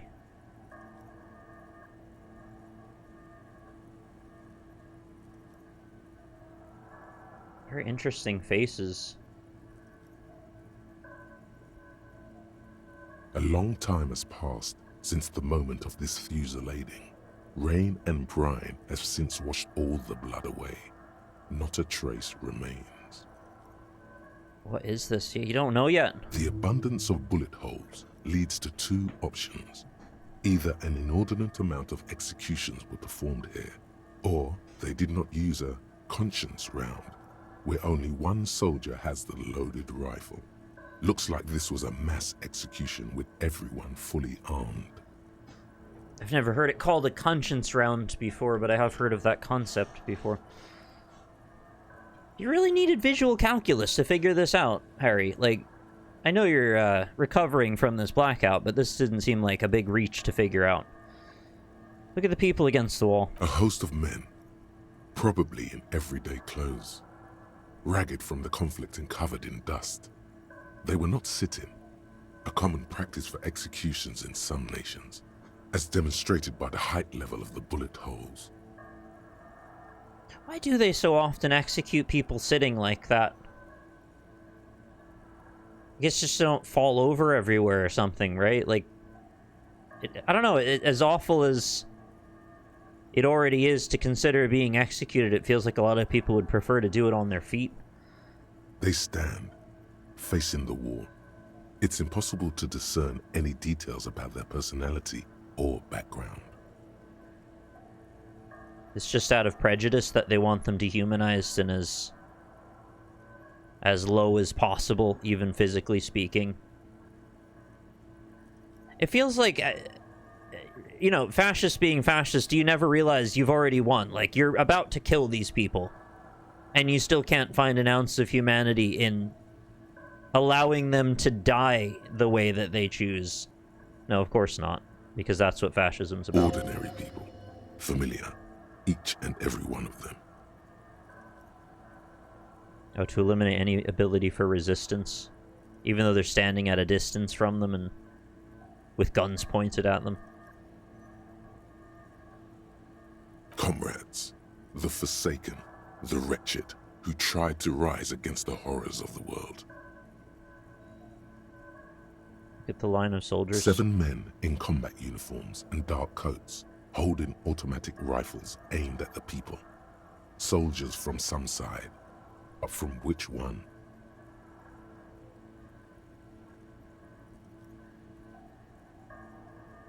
Look at the person standing on the side. The commandant, the one who gives the order. Machine gun fire crackling through the air. The lights of the muzzle flashes dancing on his face. Wait, they're machine guns? I thought they were muzzle loaders. Or am I getting the side wrong? I thought they made a point about that before. Who was who in this execution? I don't know. I don't know who died here, lined up beside that horrible wall. It could have been any of the parties involved in the revolution. Right. Perhaps the ones executed here were the loyalist conservatives, killed by the communists at the start of the Civil War. Or it could have been the communists, put to death during the last stretch of the conflict by the coalition forces. Would you call a Garand-style bolt loader a machine gun? I thought that was like a single-action rifle, not something that is even... Yeah, they're just not machine guns, so I don't get that. Remember what Trent Heidelstein said about Veld? I think the communists had muzzle loaders and the enemies had superior... Okay, so that would allow us through what we've understood about the game to surmise who the sides might be in that situation. If it's true that they are machine guns, although I'm looking at them and they look like rifles, that wouldn't be machine guns. Nothing about this makes sense yet. But I don't know, maybe the illustration isn't accurate. But if it was the Feld personnel when their assets were being seized by the revolutionaries... Another likely scenario. I really don't want us to get too caught up in infighting about spoilers and stuff. Let's just have a nice, enjoyable time. Don't worry about it. Or maybe. Should just be about having a, well, say a relatively fun and chill time, but we're talking about some heavy shit, so not much chill about a firing squad. Definitely not single shot. Key weakness was just the clip made a very distinct ping. Sorry, I meant single round, like, each time you pull the trigger, it fires one. I don't have the right vocabulary. I know that they fire multiple on a magazine. And I do know about the pinging. It was there's like a metal bit that held the last bit of the magazine together or something. It would, like, fly off at an angle. You mentioned coalition forces. Could it have been them against the wall? Yeah. It's very unlikely the coalition forces were the ones who died here. They were always the last ones against the wall. To be honest, if a coalition member was anyone in this situation, it was a commandant, the superior giving the orders. A cold sea wind blows away the figures. Surprisingly good transition in the stoicism of that moment. Behind this building, the other one, once filled with engineers and designers of Feld Electric, now collapsed and dead, but for some rats. You feel drawn, for some reason, to the faded mural. That rifle is 17 pounds? I've never heard that before. That's nuts. Solid wood stock. Jesus. And then the kick on it must have been tremendous too. It's that heavy. Sounds cheap for a rifle. Yeah, the Brits get to pay extra. Right.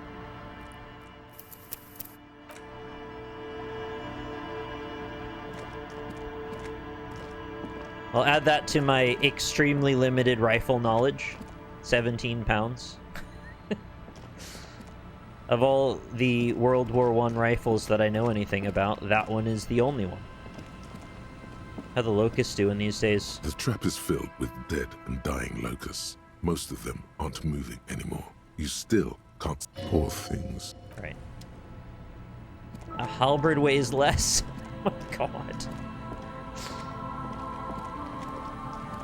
Why was it that heavy? I mean, I know you said solid wood stock, but, like, would they not have wanted to prioritize the weight to be lower for everyone's sake?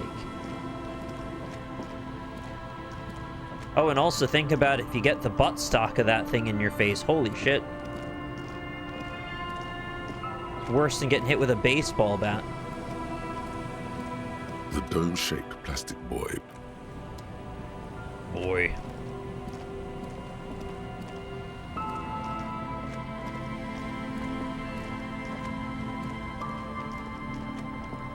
A few locusts trudge along the wall of the trap. The rest are piled in a heap in the corner, dead. No poor things. Really don't think we're gonna find out anything new about that. I've checked them enough times now. I think there would have been some sort of a hint that it could change. The M1 Garand was designed for simple assembly and disassembly to facilitate field maintenance. It can be field stripped, broken down without tools in just a few seconds. Sure. They do need to do that from time to time.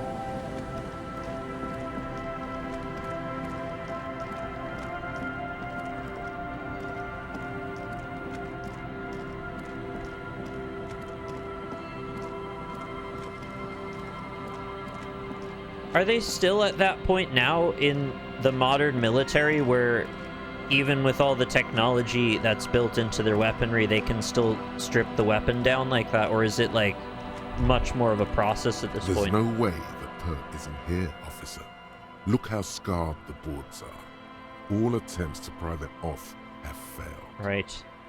Thanks very much. Let's hear it for the Void for the 26 months of Twitch Prime. Much appreciated. Thank you for sticking around for all that time. That's tremendous. It's pretty important to be able to do field maintenance. I just didn't know if maybe there's like a point where they strip it to that they can do the maintenance, but there's still some aspects now that stay assembled. Or do they still have the ability to strip it down to absolutely every part easily and quickly? So I know that the stuff has gotten tremendously more complex, and I just know that complexity sometimes becomes exponential after a point. Can I try to get in, though? Kim, you think she's in there, pointing at the board-up building. Can I try to get in? Not this time. Oh. The opposition is insurmountable, but I like the spirit. Have some points. Oh. It's lonely and cold without points. Oh, I love points. Thanks very much. Even back then, they wouldn't have been disassembling like the trigger assemblies. I didn't actually know that. I thought they did actually disassemble every single bit. And dangerous. Dangerous, too. Yeah, it's great to have points. Kim, you think she's in there? The suspect? God, I hope not. I can't see a way in, though many have tried. Mm-hmm. Nothing more to do here, then. Well, yet another prompt I didn't realize existed.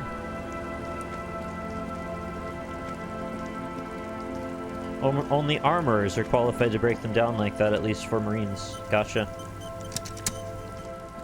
Very interesting stuff. It's the kind of stuff that, like, I never would have even had a reason to ask questions about, but now, for some reason, I'm curious.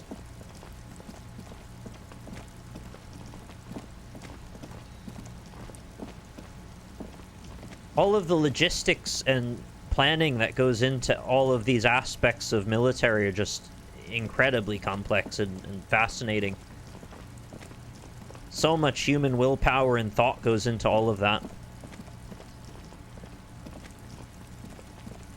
Sorry, was there a way out of this from the front?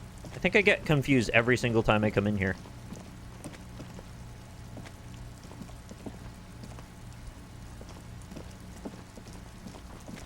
In my mind, I'm imagining this somehow ramps down to where that telephone is, but I don't think that's actually true. Yeah, no, it doesn't. This is just a dead end. Sorry, one day I'll learn this map.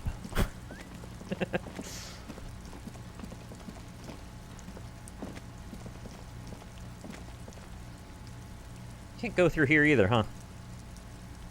I just noticed there's like a gate that looks like it might hinge or something, or pry apart, but no.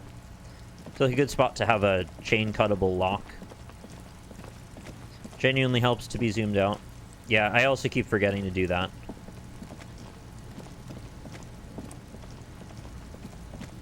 Oh, right, we're south of the boardwalk. Yeah. There's all these little, like, cloistered off corners that you can't really get into easily, or you can't get back out of once you're in. I love how sad this area is. It is very mournful feeling here, yeah.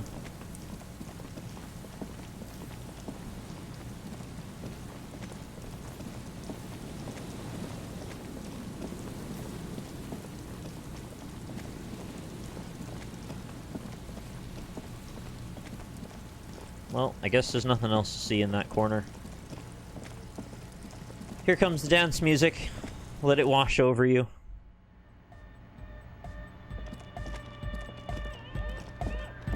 Hello, egg. How hardcore can we go? Good morning! Yeah! Hardcore! He's up at 10:52. Well, he never slept, I'm sure. Physical instrument.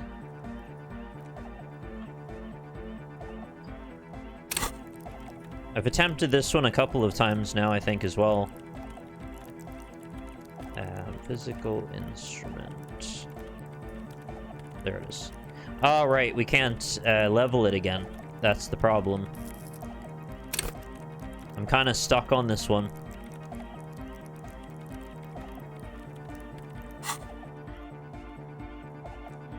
Unfortunate. And I've talked to, I think, everybody else in here. Yes, what is it? Can put a point in physique, right? No. No, you can only click the boxes. These are like stats that get determined at the start of the game. The only way that I'm aware that I could possibly get another point for physical instrument would be if I complete a thought from the thought cabinet. And I only have one of those slots left until I forget something else. And I don't even know if there's one that would give me that ability in here, so... the pink plus does nothing. This isn't anything. It's just a decoration, unfortunately. You can click on this to see information on the side, but this doesn't actually respond. Yeah, sorry, it's a bit of an odd UI choice to put that there, because it really does look like you'd be able to level it from that information. But no, it's static. All these numbers on the left are static, unfortunately. Yeah.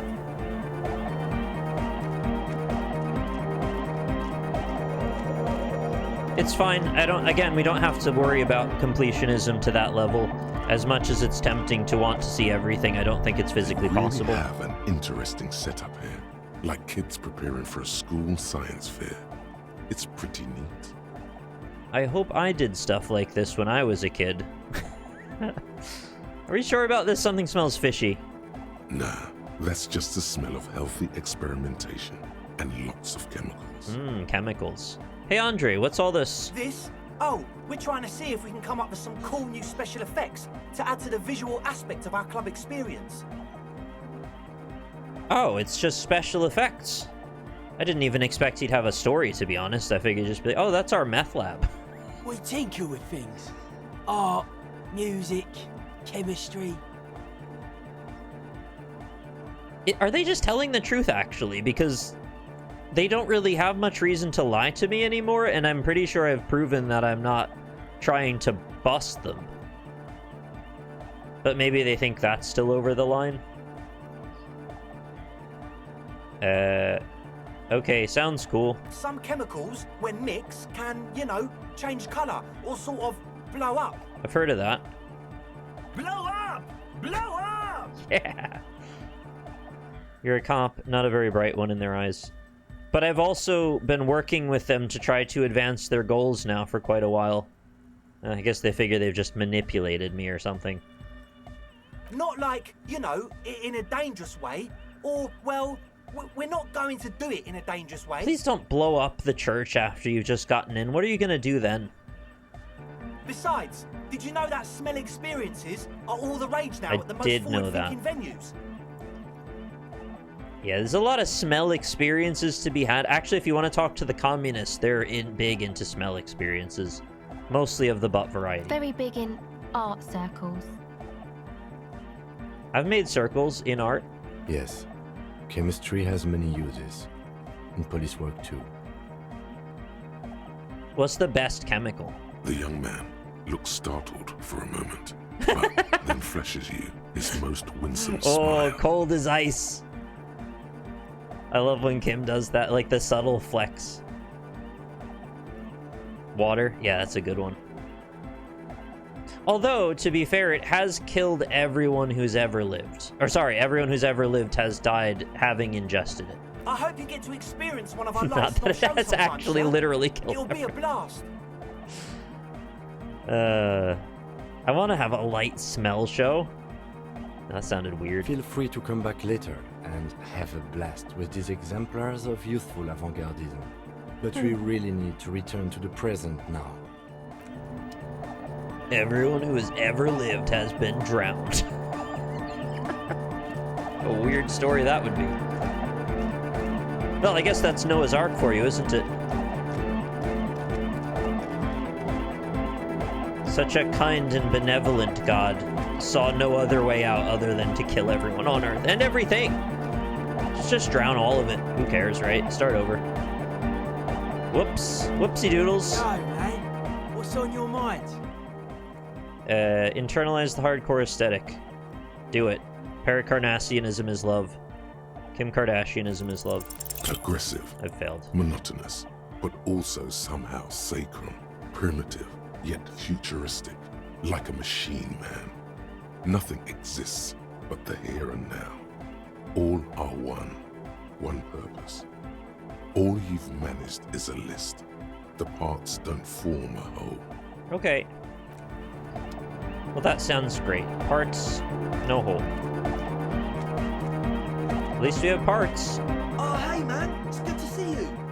Ooh, that's Solo. Savoir Faire 0. Yeah. Let's try dressing up for that, I guess. Goodbye, officer. That's not the button. Oh, I've got a -2. That's probably doing it.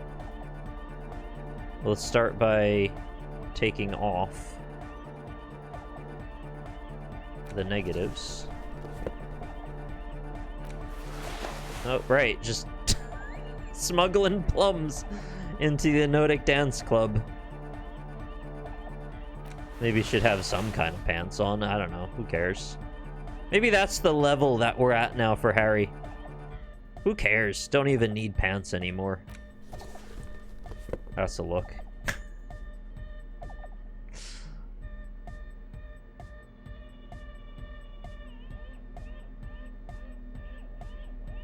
Oh, there's one. Massive glasses. I haven't had a plum in a while now that I think about it. Smuggled or otherwise. Just like a plum-free zone. Bought apples and bananas for my fruits. Sometimes I really splash out for some strawberries if I'm feeling especially capable in the world. I can barely afford them. Just like strawberries are a luxury. Oh, hey, man. It's good to see you. Oh, that's literally nothing. Even though it went for... Because we didn't break the threshold, I guess, by much. Okay, 3%. I'll probably pass that, right?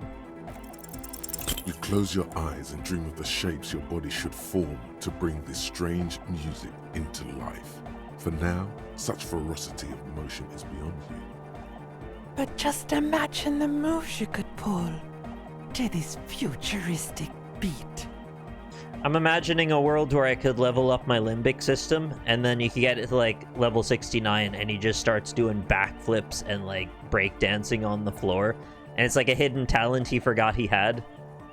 He's just incredibly acrobatic, barely functioning alcoholic. Puts a grin on your face just to think. Just bust out an Eddie Gordo out of nowhere. Gets the juices flowing and repair some of the damage done by battles lost. If you up the dose and truly dance, who knows what will happen? Oh, can you imagine if Egghead saw that? If I busted out the Eddie Gordo in front of him, he would turn into a being of pure energy. He would think he caused that through how hardcore his song is. And so that would inspire him to finally finish the ascension into his final form, whatever that might be. Salvation. Alright, that was all very fun. Cool. I'm glad we changed clothes for that. Not a great look. I'm not loving the glasses. I prefer glasses that don't give me a minus. They all seem to give me a minus. Don't love those. Also some pants maybe that don't give me a minus. Where's the black jeans? Yeah, those are great. Black jeans. Less drama, that's what I want. Although you would think glasses like that would inspire drama. Maybe not. Oh, right, that would be fantastic. Yeah, a snap back to your original clothing wardrobe button would be really helpful. What a good idea. That would just take the slightest bit of an edge off of having to constantly switch over to other clothes, because now you don't have to worry about changing back. That is if you care. Maybe some people don't care at all. They just kind of ride with whatever. Because until the skill checks come out, it doesn't really change much. Just your look. Oh, boy. Well, I don't know that I'm going to wait until night. We gotta wait until like 10 o'clock to talk to the communists again. I don't see that happening.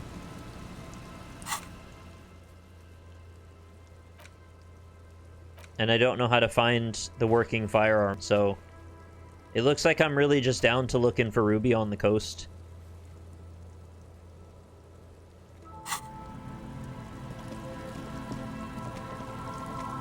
And by looking, I mean I already know where to look. I'm just saying that seems to be what we've got.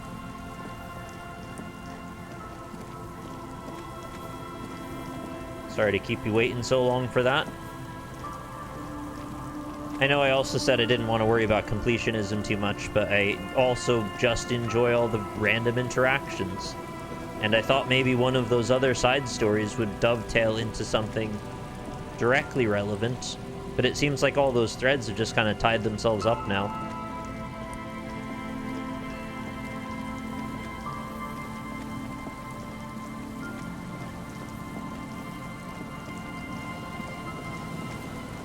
Yeah, I don't want to be negative about it. It seems like there's a possibility that maybe we'll end up with a lot of interesting games coming out of the remnants from the studio of this. I mean, you might be right too, and maybe it just will kind of scatter, and the concentration of talent was like lightning in a bottle at the time and place that this was created. But it's possible the opposite might be true. Maybe we'll end up with a lot of really inspired work. Oh, what's this? The boardwalk rises to your south, casts its long shadow over you. Oh. Okay.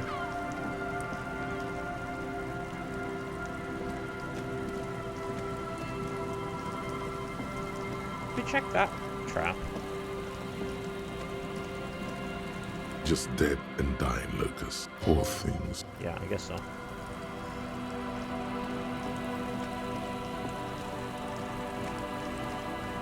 I don't know why I'm going this way. Just was looking in case, out of desperation, there was something I missed over here again.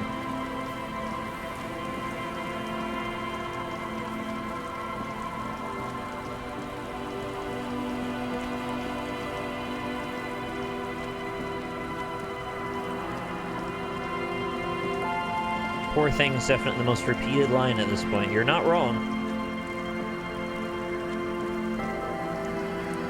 I think I've probably heard him say that now a good dozen times at least. Possibly more. This full script of the game's on GitHub. Holy hell, that's a long script, isn't it?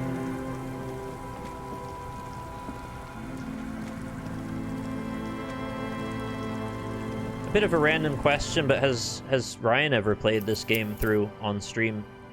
I imagine he probably has, but just curious. Don't think so. The rusty ladder leads to the rooftop. Some of the rungs are missing. Yeah, that doesn't look good at all. Assess the situation. The distances between the remaining rungs are rather wide. You'd have to use the mounting brackets. However, they seem corroded and the peeling rust is razor sharp. I'd love to see how he approaches a lot of this stuff if he could... This is going to sound so judgmental. I don't mean it like this at all. If he didn't want to do quips throughout. Like, he's a very intelligent man, and I'd love to hear his thoughts and reasoning through a lot of this stuff. But I think it's probably not great for his audience, so... Yeah, I'd love to see that sincerity, if possible. I think it would be very interesting. That's right, so we're going to climb the ladder and corroded and sharp razor rust. In addition, sounds great. The first rung is going to be tough to reach. It's what, 3 meters above the ground, and you're 180? Sure, whatever. Not to mention that the roof is collapsing and the wind gets pretty brutal. Oh, it's brutal. Dismounting from the ladder is going to be hard. Perhaps if you were to not climb the ladder, instead... You want me to go in the pipe, like Mario? What if you were to reconceptualize climbing the ladder? Oh. What if the ladder climbs me? What if I use the power of communist phasm, plasma, whatever, to manifest the ladder to be climbable? Astral projection. Be open-minded about this. What if I don't climb? What if I just teleport? Teleportation is not a thing. Yeah. Thanks, Kim. Oh god, he's actually learned from that stupid book. Or pamphlet or manual, whatever the hell it was. Come on, Kim, where's your adventurous spirit? You're a cat, for God's sake. This really has nothing to do with adventure. We are dealing with basic physics here. Yeah, what if we just try? It won't waste any time at all, I promise. Oh yes, it could hurt. A lot. Okay, so I can teleport about 42% of the time. Santiago climbing gets a +2. This is a white check. I don't even care to change my clothes again. I just did a savoir-faire one, didn't I? On second thought, all right. Maybe it's probably for the best, let's be honest. It's probably for the best that I don't fall off a building and die somehow. Because you're just standing there squeezing your buttocks and nothing is happening. Well, I mean, better to be squeezing your own buttocks. Don't say the stupid thing. The lieutenant looks at you with that. I know you're thinking the stupid thing. Look, as you grow tired of clenching your buttocks. Yeah, I failed being a communist check. Insufficiently communist. I'm like less than a tier 1 or what was it? Tier 2 could use plasma. You're not ready to do this yet. Well, that was exciting. Is that all we can do with that? Leads to the rooftop. I can only teleport or go in the pipe.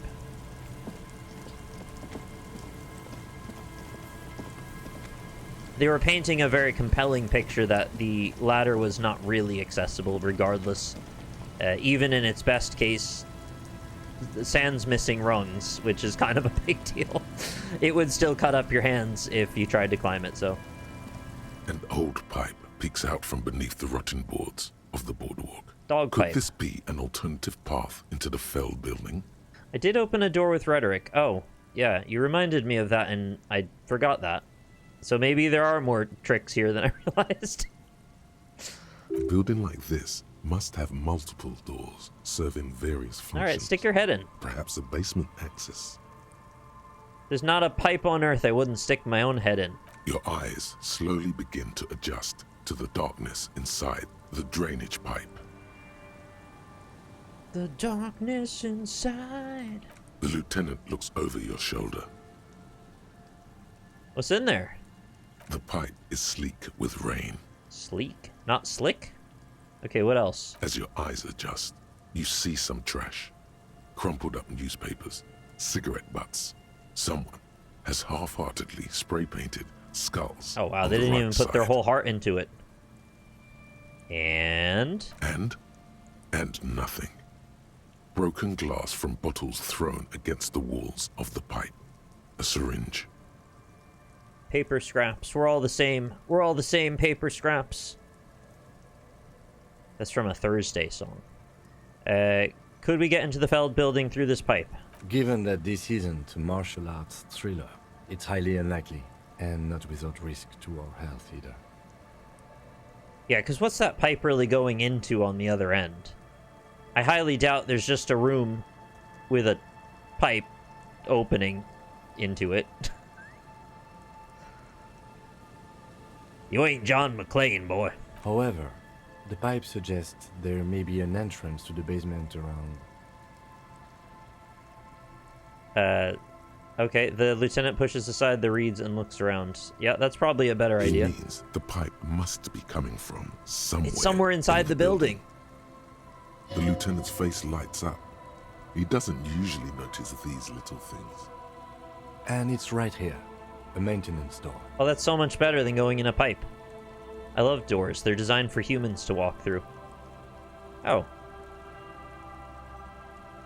Interesting. My pluses are broken to Cuno's apartment, broken to a communist apartment, cursed Ilmarin die. I guess I get the first two. I'm not sure how the die helps us, but sure. It's not a great stat still. Looks like another save is in order. 50th today. So now I need physical instrument. Do I have any minuses to physical instrument?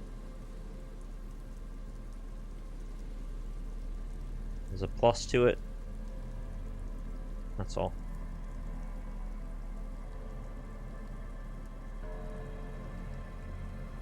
I'm getting a little bored of looking through my clothes over and over again.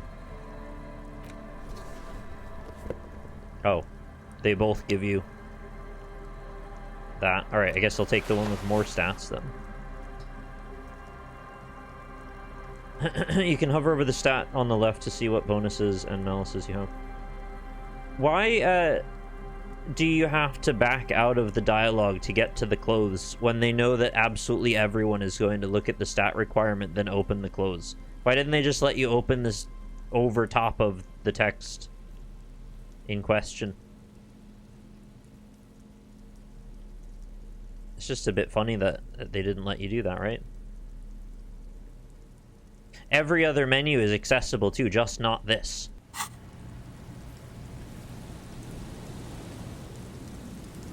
Sorry, where's the secret door, or do I have to get it from the pipe? The pipe.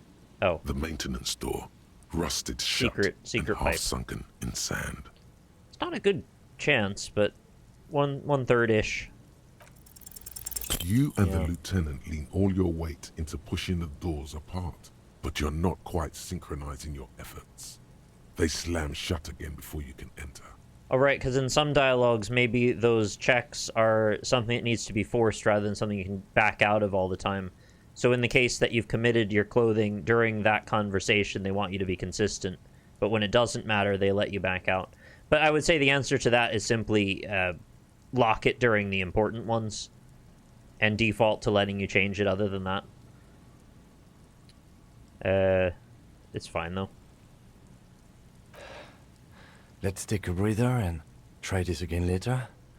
It's very tough. Yeah, neither of us are really very physically equipped for this job. Kim a bit more than me, though.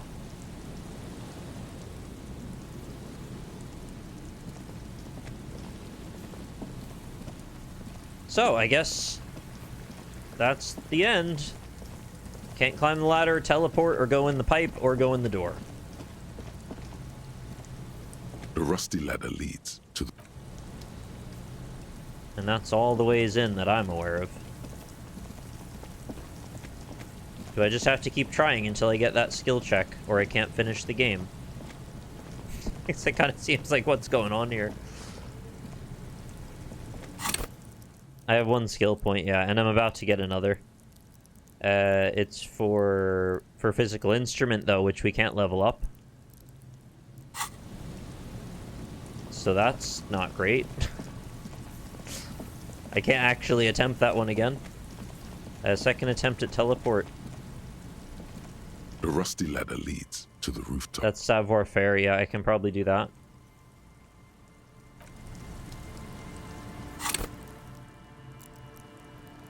But, like, you can see where this is a problem, right? Like, we might just run out of options real soon.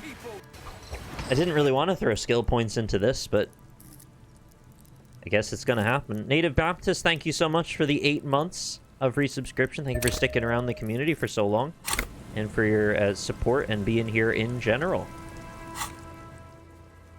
Much appreciated. Let's get some Savoir Faire clothes on now.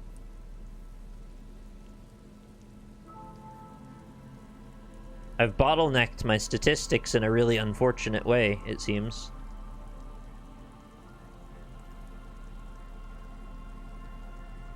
But surely they've thought of that. You can't, like, soft lock yourself, I hope. Or what do? Just wait on the bench and get memories done?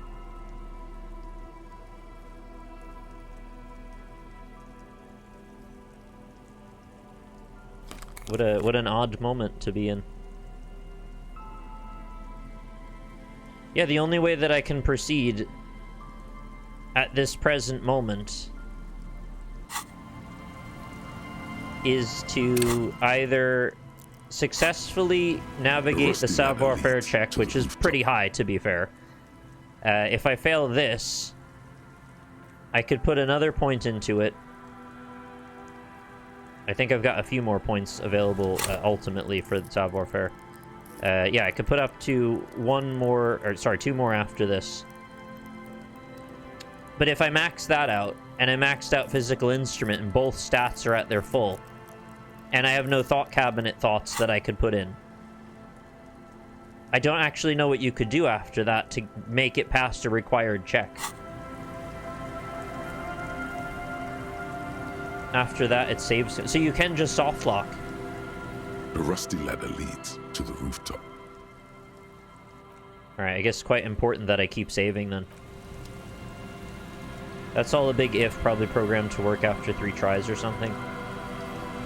I didn't think they would let you soft lock like that.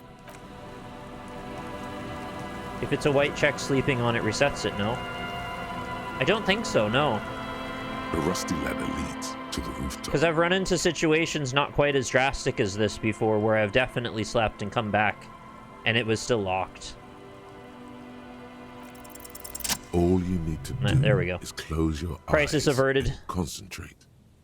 Darkness enfolds you. You can feel the distance between the bench and the first rung of the ladder. All you need to is... just do it. Zoot, zap, Zoot. pow, crinkle. Crinkle. It's like magic. You feel yourself disappear. Your atoms fading out of existence. What the hell's Kim gonna say? Oh my god, I can't believe it. Trent! I didn't even know he was watching. Bam! You find yourself on the roof. What kind of teleport was it? Like a Doctor Strange one? Displacement. Wow, that was easy. I did it, Kim. I teleported. I just saw you climb the ladder. Oh. You just climbed it, like a regular person. Oh, well, that's fine. I actually prefer that, because it feels a little bit more in step with reality. I thought I teleported. The wind at the top of the building starts howling loudly, blowing away the lieutenant's voice. Faintly you hear. Never mind. Find a way to let me in when you get inside. Don't go adventuring without backup, especially if we think the suspect may be hiding here. I do love to adventure, though, Kim. Yeah, I think you might be onto something saying they didn't want to do the animation for the ladder climb, because it would have been a unique animation, I think. Are there any instances of climbing a ladder in the game? I don't think there is. Or I can't remember one. What's this? Central support beam has been destroyed by artillery fire. I've heard something about melting steel beams before. I wonder if that comes into play here. Oh. Stones fall. It's a long way down. Man, you are very trusting of that really crumbly looking floor. Guess he doesn't give a shit.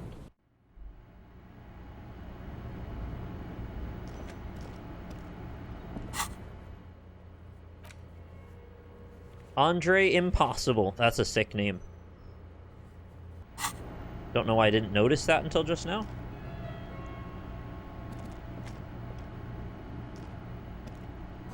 The glass is covered with grime and dust. You can barely see out. I'm very curious if I had come through the doorway, would that have played... Well, I don't know what events are coming, but I'm wondering, will it have gone in a different sequence or something? It's this postcard, Martinez 98. Haven't gained a new postcard in a while. A faded picture postcard from the end of the last century shows Martinez as it was before the revolution. It's the height of summer, Rue de Saint-Ghislain. Sorry, Rue de Saint-Ghislain. Kind of like my first pronunciation better, but whatever. Is teeming with parasol-wielding bourgeoisie, and wild pines flags buttress the walkway. Nothing is written on the back. Interesting.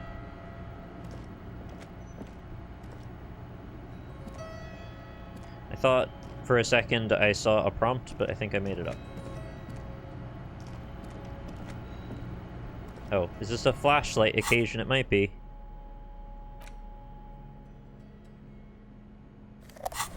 Couldn't hurt anyway.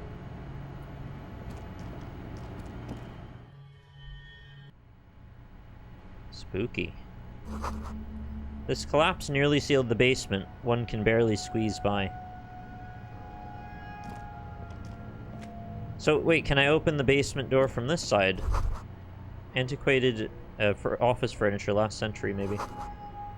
Brought down and forgotten so long ago. I don't know if it was, like, rusted shut from one direction, or if you could, like, kick it through the other way or something.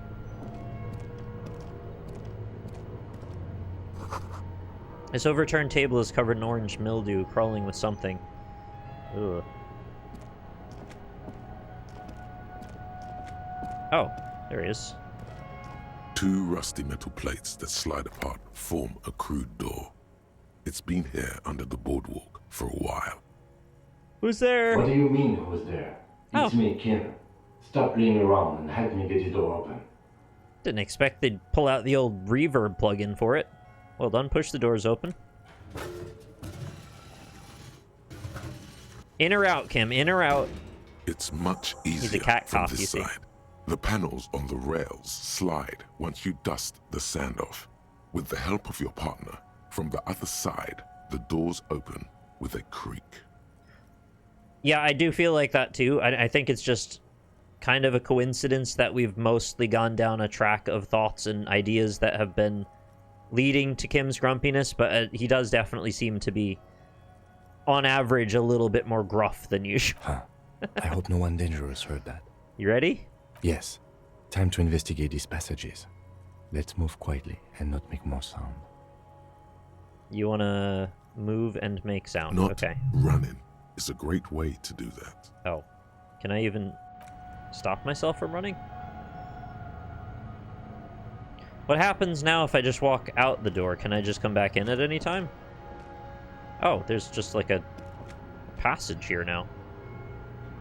Oh, they made a little sub-location for this spot to make the door interactable. That's cool. Cool can. Got one skill point ready to go. Explore the passages below the Feld building.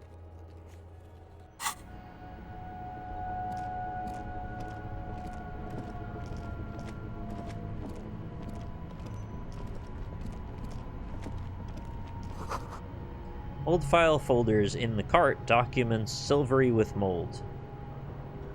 Silvery? Mold makes things... Oh, I guess it kind of like a fuzzy hue to them or something. When dust kind of coalesces together. Oh. A suggestion Interisoliary. Yeah, that one. Sorry, brain's still not quite working correctly today. A muted brown suit jacket, perfect for a day at the office or an evening at the cafe. Red rose at the bottom of the left breast pocket is slowly wilting. Hey, at least it's there at all, right? At least it showed up for work. A series of thick, dusty panes of glass. That certainly looks like a lot of panes of glass, all right.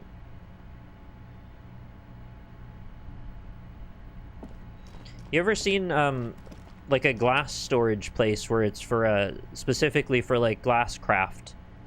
They've got all of these rods of various colors of glass stacked on shelves and sorted by their hue.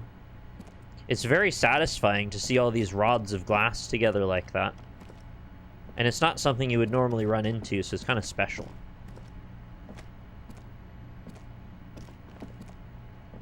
Good night, Fruit Sorbet. Yes? I think you should know I can't remember anything. Oh, you know that already. I was trying to click on this prompt. Oh. In the beam of the flashlight, a crevice in the wall. Glad I brought my flashlight out. Who's that?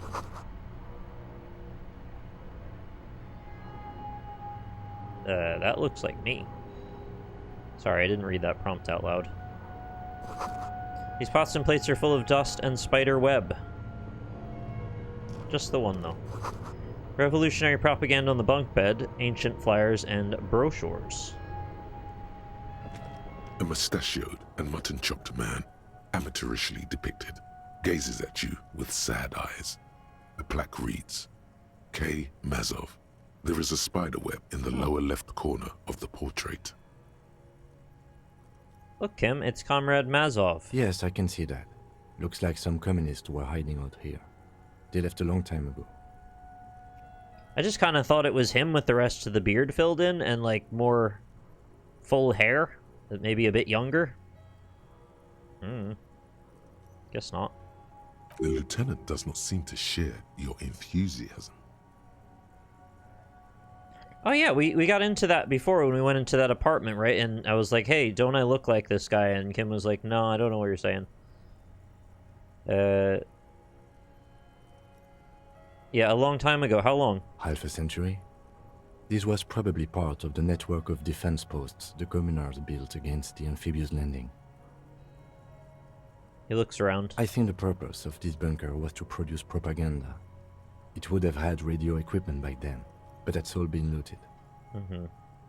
What's with all these secret weapons, caches, and secret bunkers? Oh, come on, man. You can't figure this out. We have found a lot of those lately. I guess what most people think of as history tends to linger in rundown neighborhoods.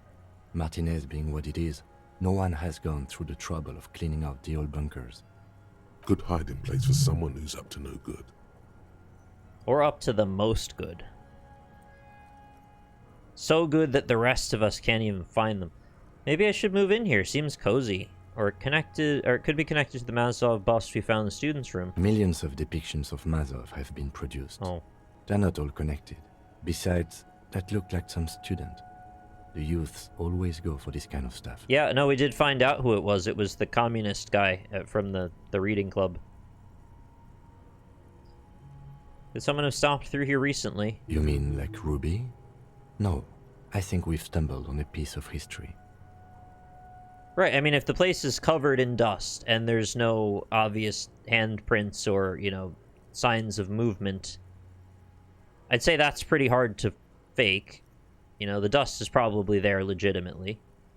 Let's brush the dust off. Years' worth of dust is shaken off. The full head of hair, matched by an ample moustache and sideburns, look a bit silly. I've seen depictions of Jesus that look like that as well. Maybe not exactly like that, but sort of in the same ballpark. Someone crouches, heels digging into wet sand. Hands sweep across the sand. Grains stick into the frayed skin of the fingertips. An old man sits on a slab of concrete and taps his fingers against the glass of a scope. You shudder.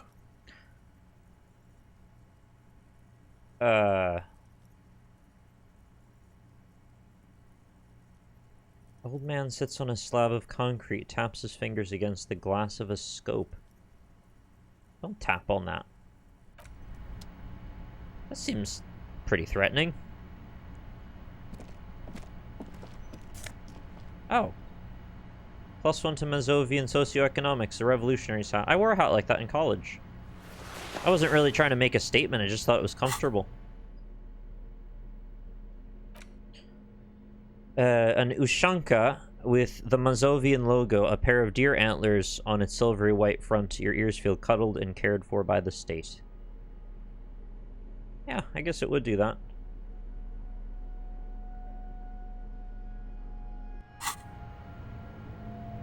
I just found it very, like, snuggly. Like, it was just comfy and it made me feel extra warm. As a hat ought to, right? The same slit window you saw from the outside. Could this have been the killer's hideout? And this narrow window, oh, you're kidding the point of origin of the shot that killed the mercenary?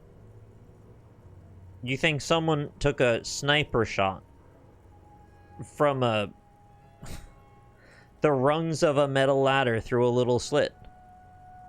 I mean, if they did, damn, that's gonna be hard to find. Outside the window, the day is clear, and as mild as can be. Oh, please tell me this is gonna mark off one of the things somehow. Turn to Kim. Could the killer have used this as a hideout? It's a great place to hide, and Mazovianism and murder are certainly not mutually exclusive. But there hasn't been anyone here in ages. Right. Kim, I can't see the whirling in rags. Shot couldn't, or didn't come from here. Conclude. Indeed. No one could get a clear view. Well, at least we've been thorough. I like thorough. In fact, I think we're done with this bunker. Okay. After you, officer. I think they really needed to make it clearer that the sniper thing was a subcategory below the Find Ruby thing, not that they are separate parallel investigations.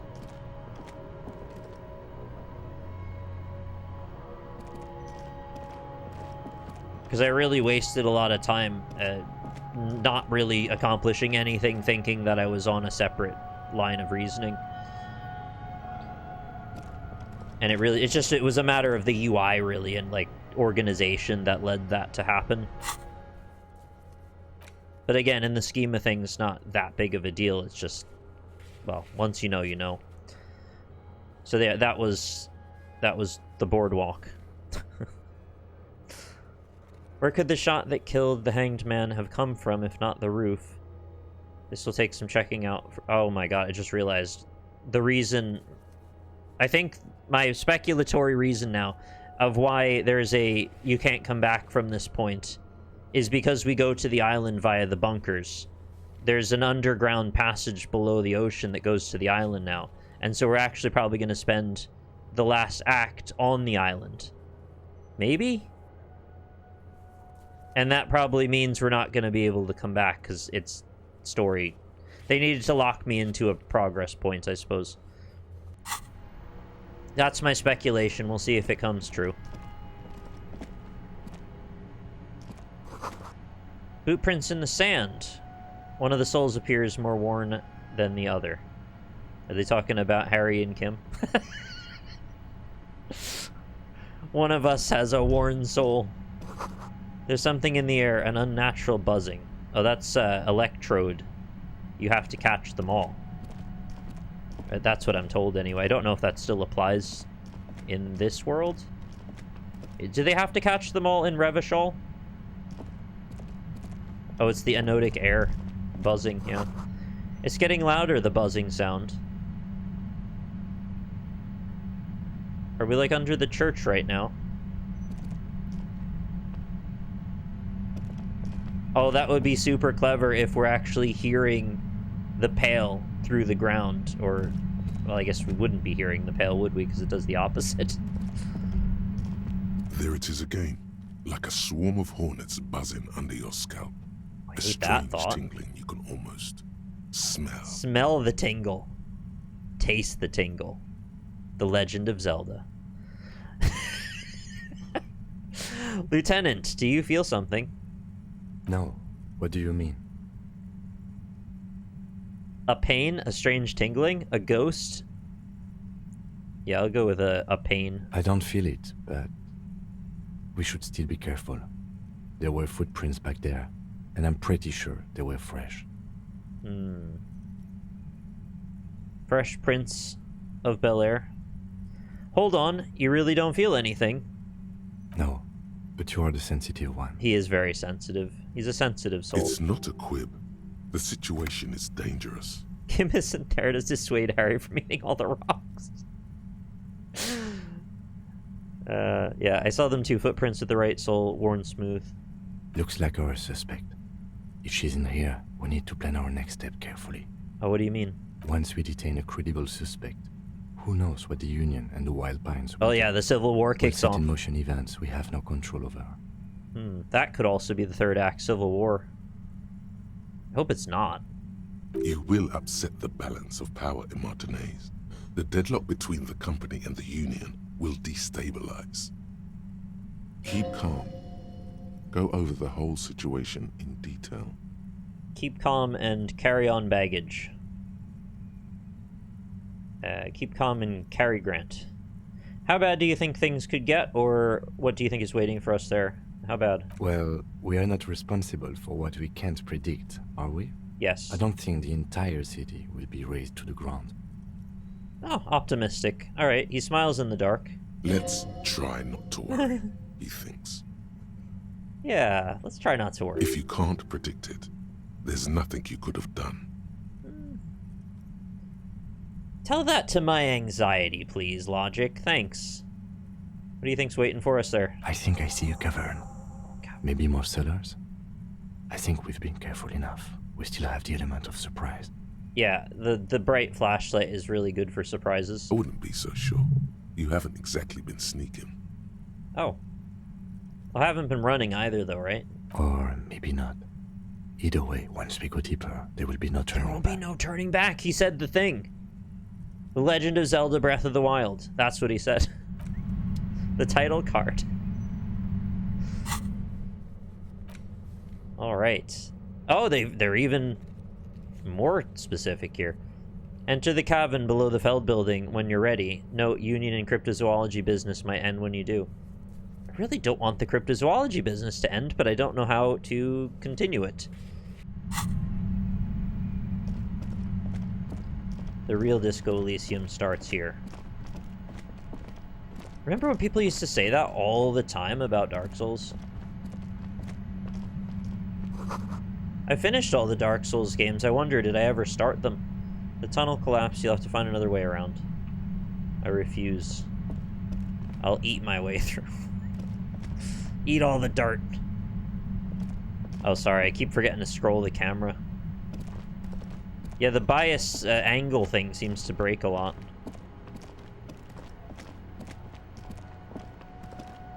So what's all this crap over here? Oh, I already checked that. Those are the panes of glass.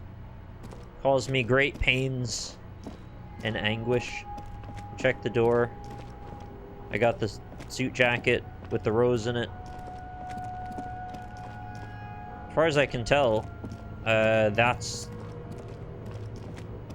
the only way forward now is the cavern.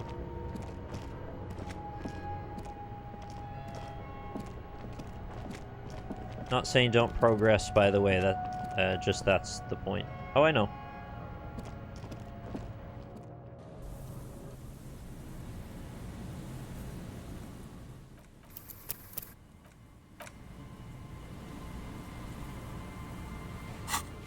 Well, I feel a little better knowing that we at least now understand the nature of the shot coming from somewhere. So I know that I'm going to find the third one when we proceed into that cavern somehow. The completionist in me is slightly frustrated because I want to figure out what to do with the Find the Murder Weapon mission.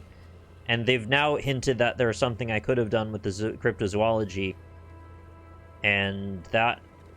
I just don't know what to do with that. There doesn't seem to be anything. I'm trying to think how I even ended the interaction with them the last time I saw them at Whirling. Is it because I said to them something like... I don't remember how I phrased it. there was an option that was like, hey, do you want to keep checking the traps? And I think I left it vaguely ambiguous rather than be highly affirmative about what I plan to do with the traps. So maybe I actually ended that prematurely out of ignorance when... You can confirm if I'm correct in my assertion here, that I ended that prematurely because of that line of dialogue, rather than left the door open. You're overthinking it. Oh.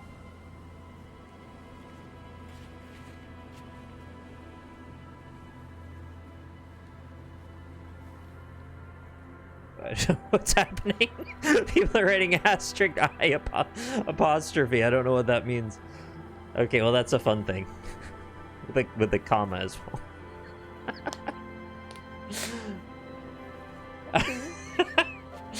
No, it's fine. I figured it was just a mistype. It's just silly. I don't know. I guess I'm probably actually done with everything but the main quest now, then.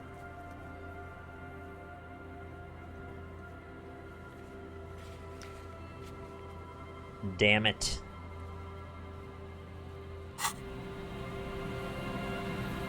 Alright, well, tune in next time, and we'll take another attempt at the actual ending, and maybe there's still quite a lot left to the last bit. Except for the gun, yeah. Okay. Alright, I mean, I did lots of things that I didn't even think I was going to bother with. I figured I was going to leave the Cuno thing entirely alone. But I finished that. I did the karaoke finally, so that's good. You're not overbearing, it's all good. So then the next question is, do we bother to wait until Saturday for the actual conclusion, or do I just get it through this week? Maybe we'll do a vote or something. I should probably play other stuff, though, just so it's not too annoying. I know a lot of you prefer this, but I also just don't want to barrage people with, like, literally 10 hours of disco over the course of 3 days or 4 days. Yeah, we'll just finish. We'll try and go for Saturday again, as frustrating as it might be to leave it off another time.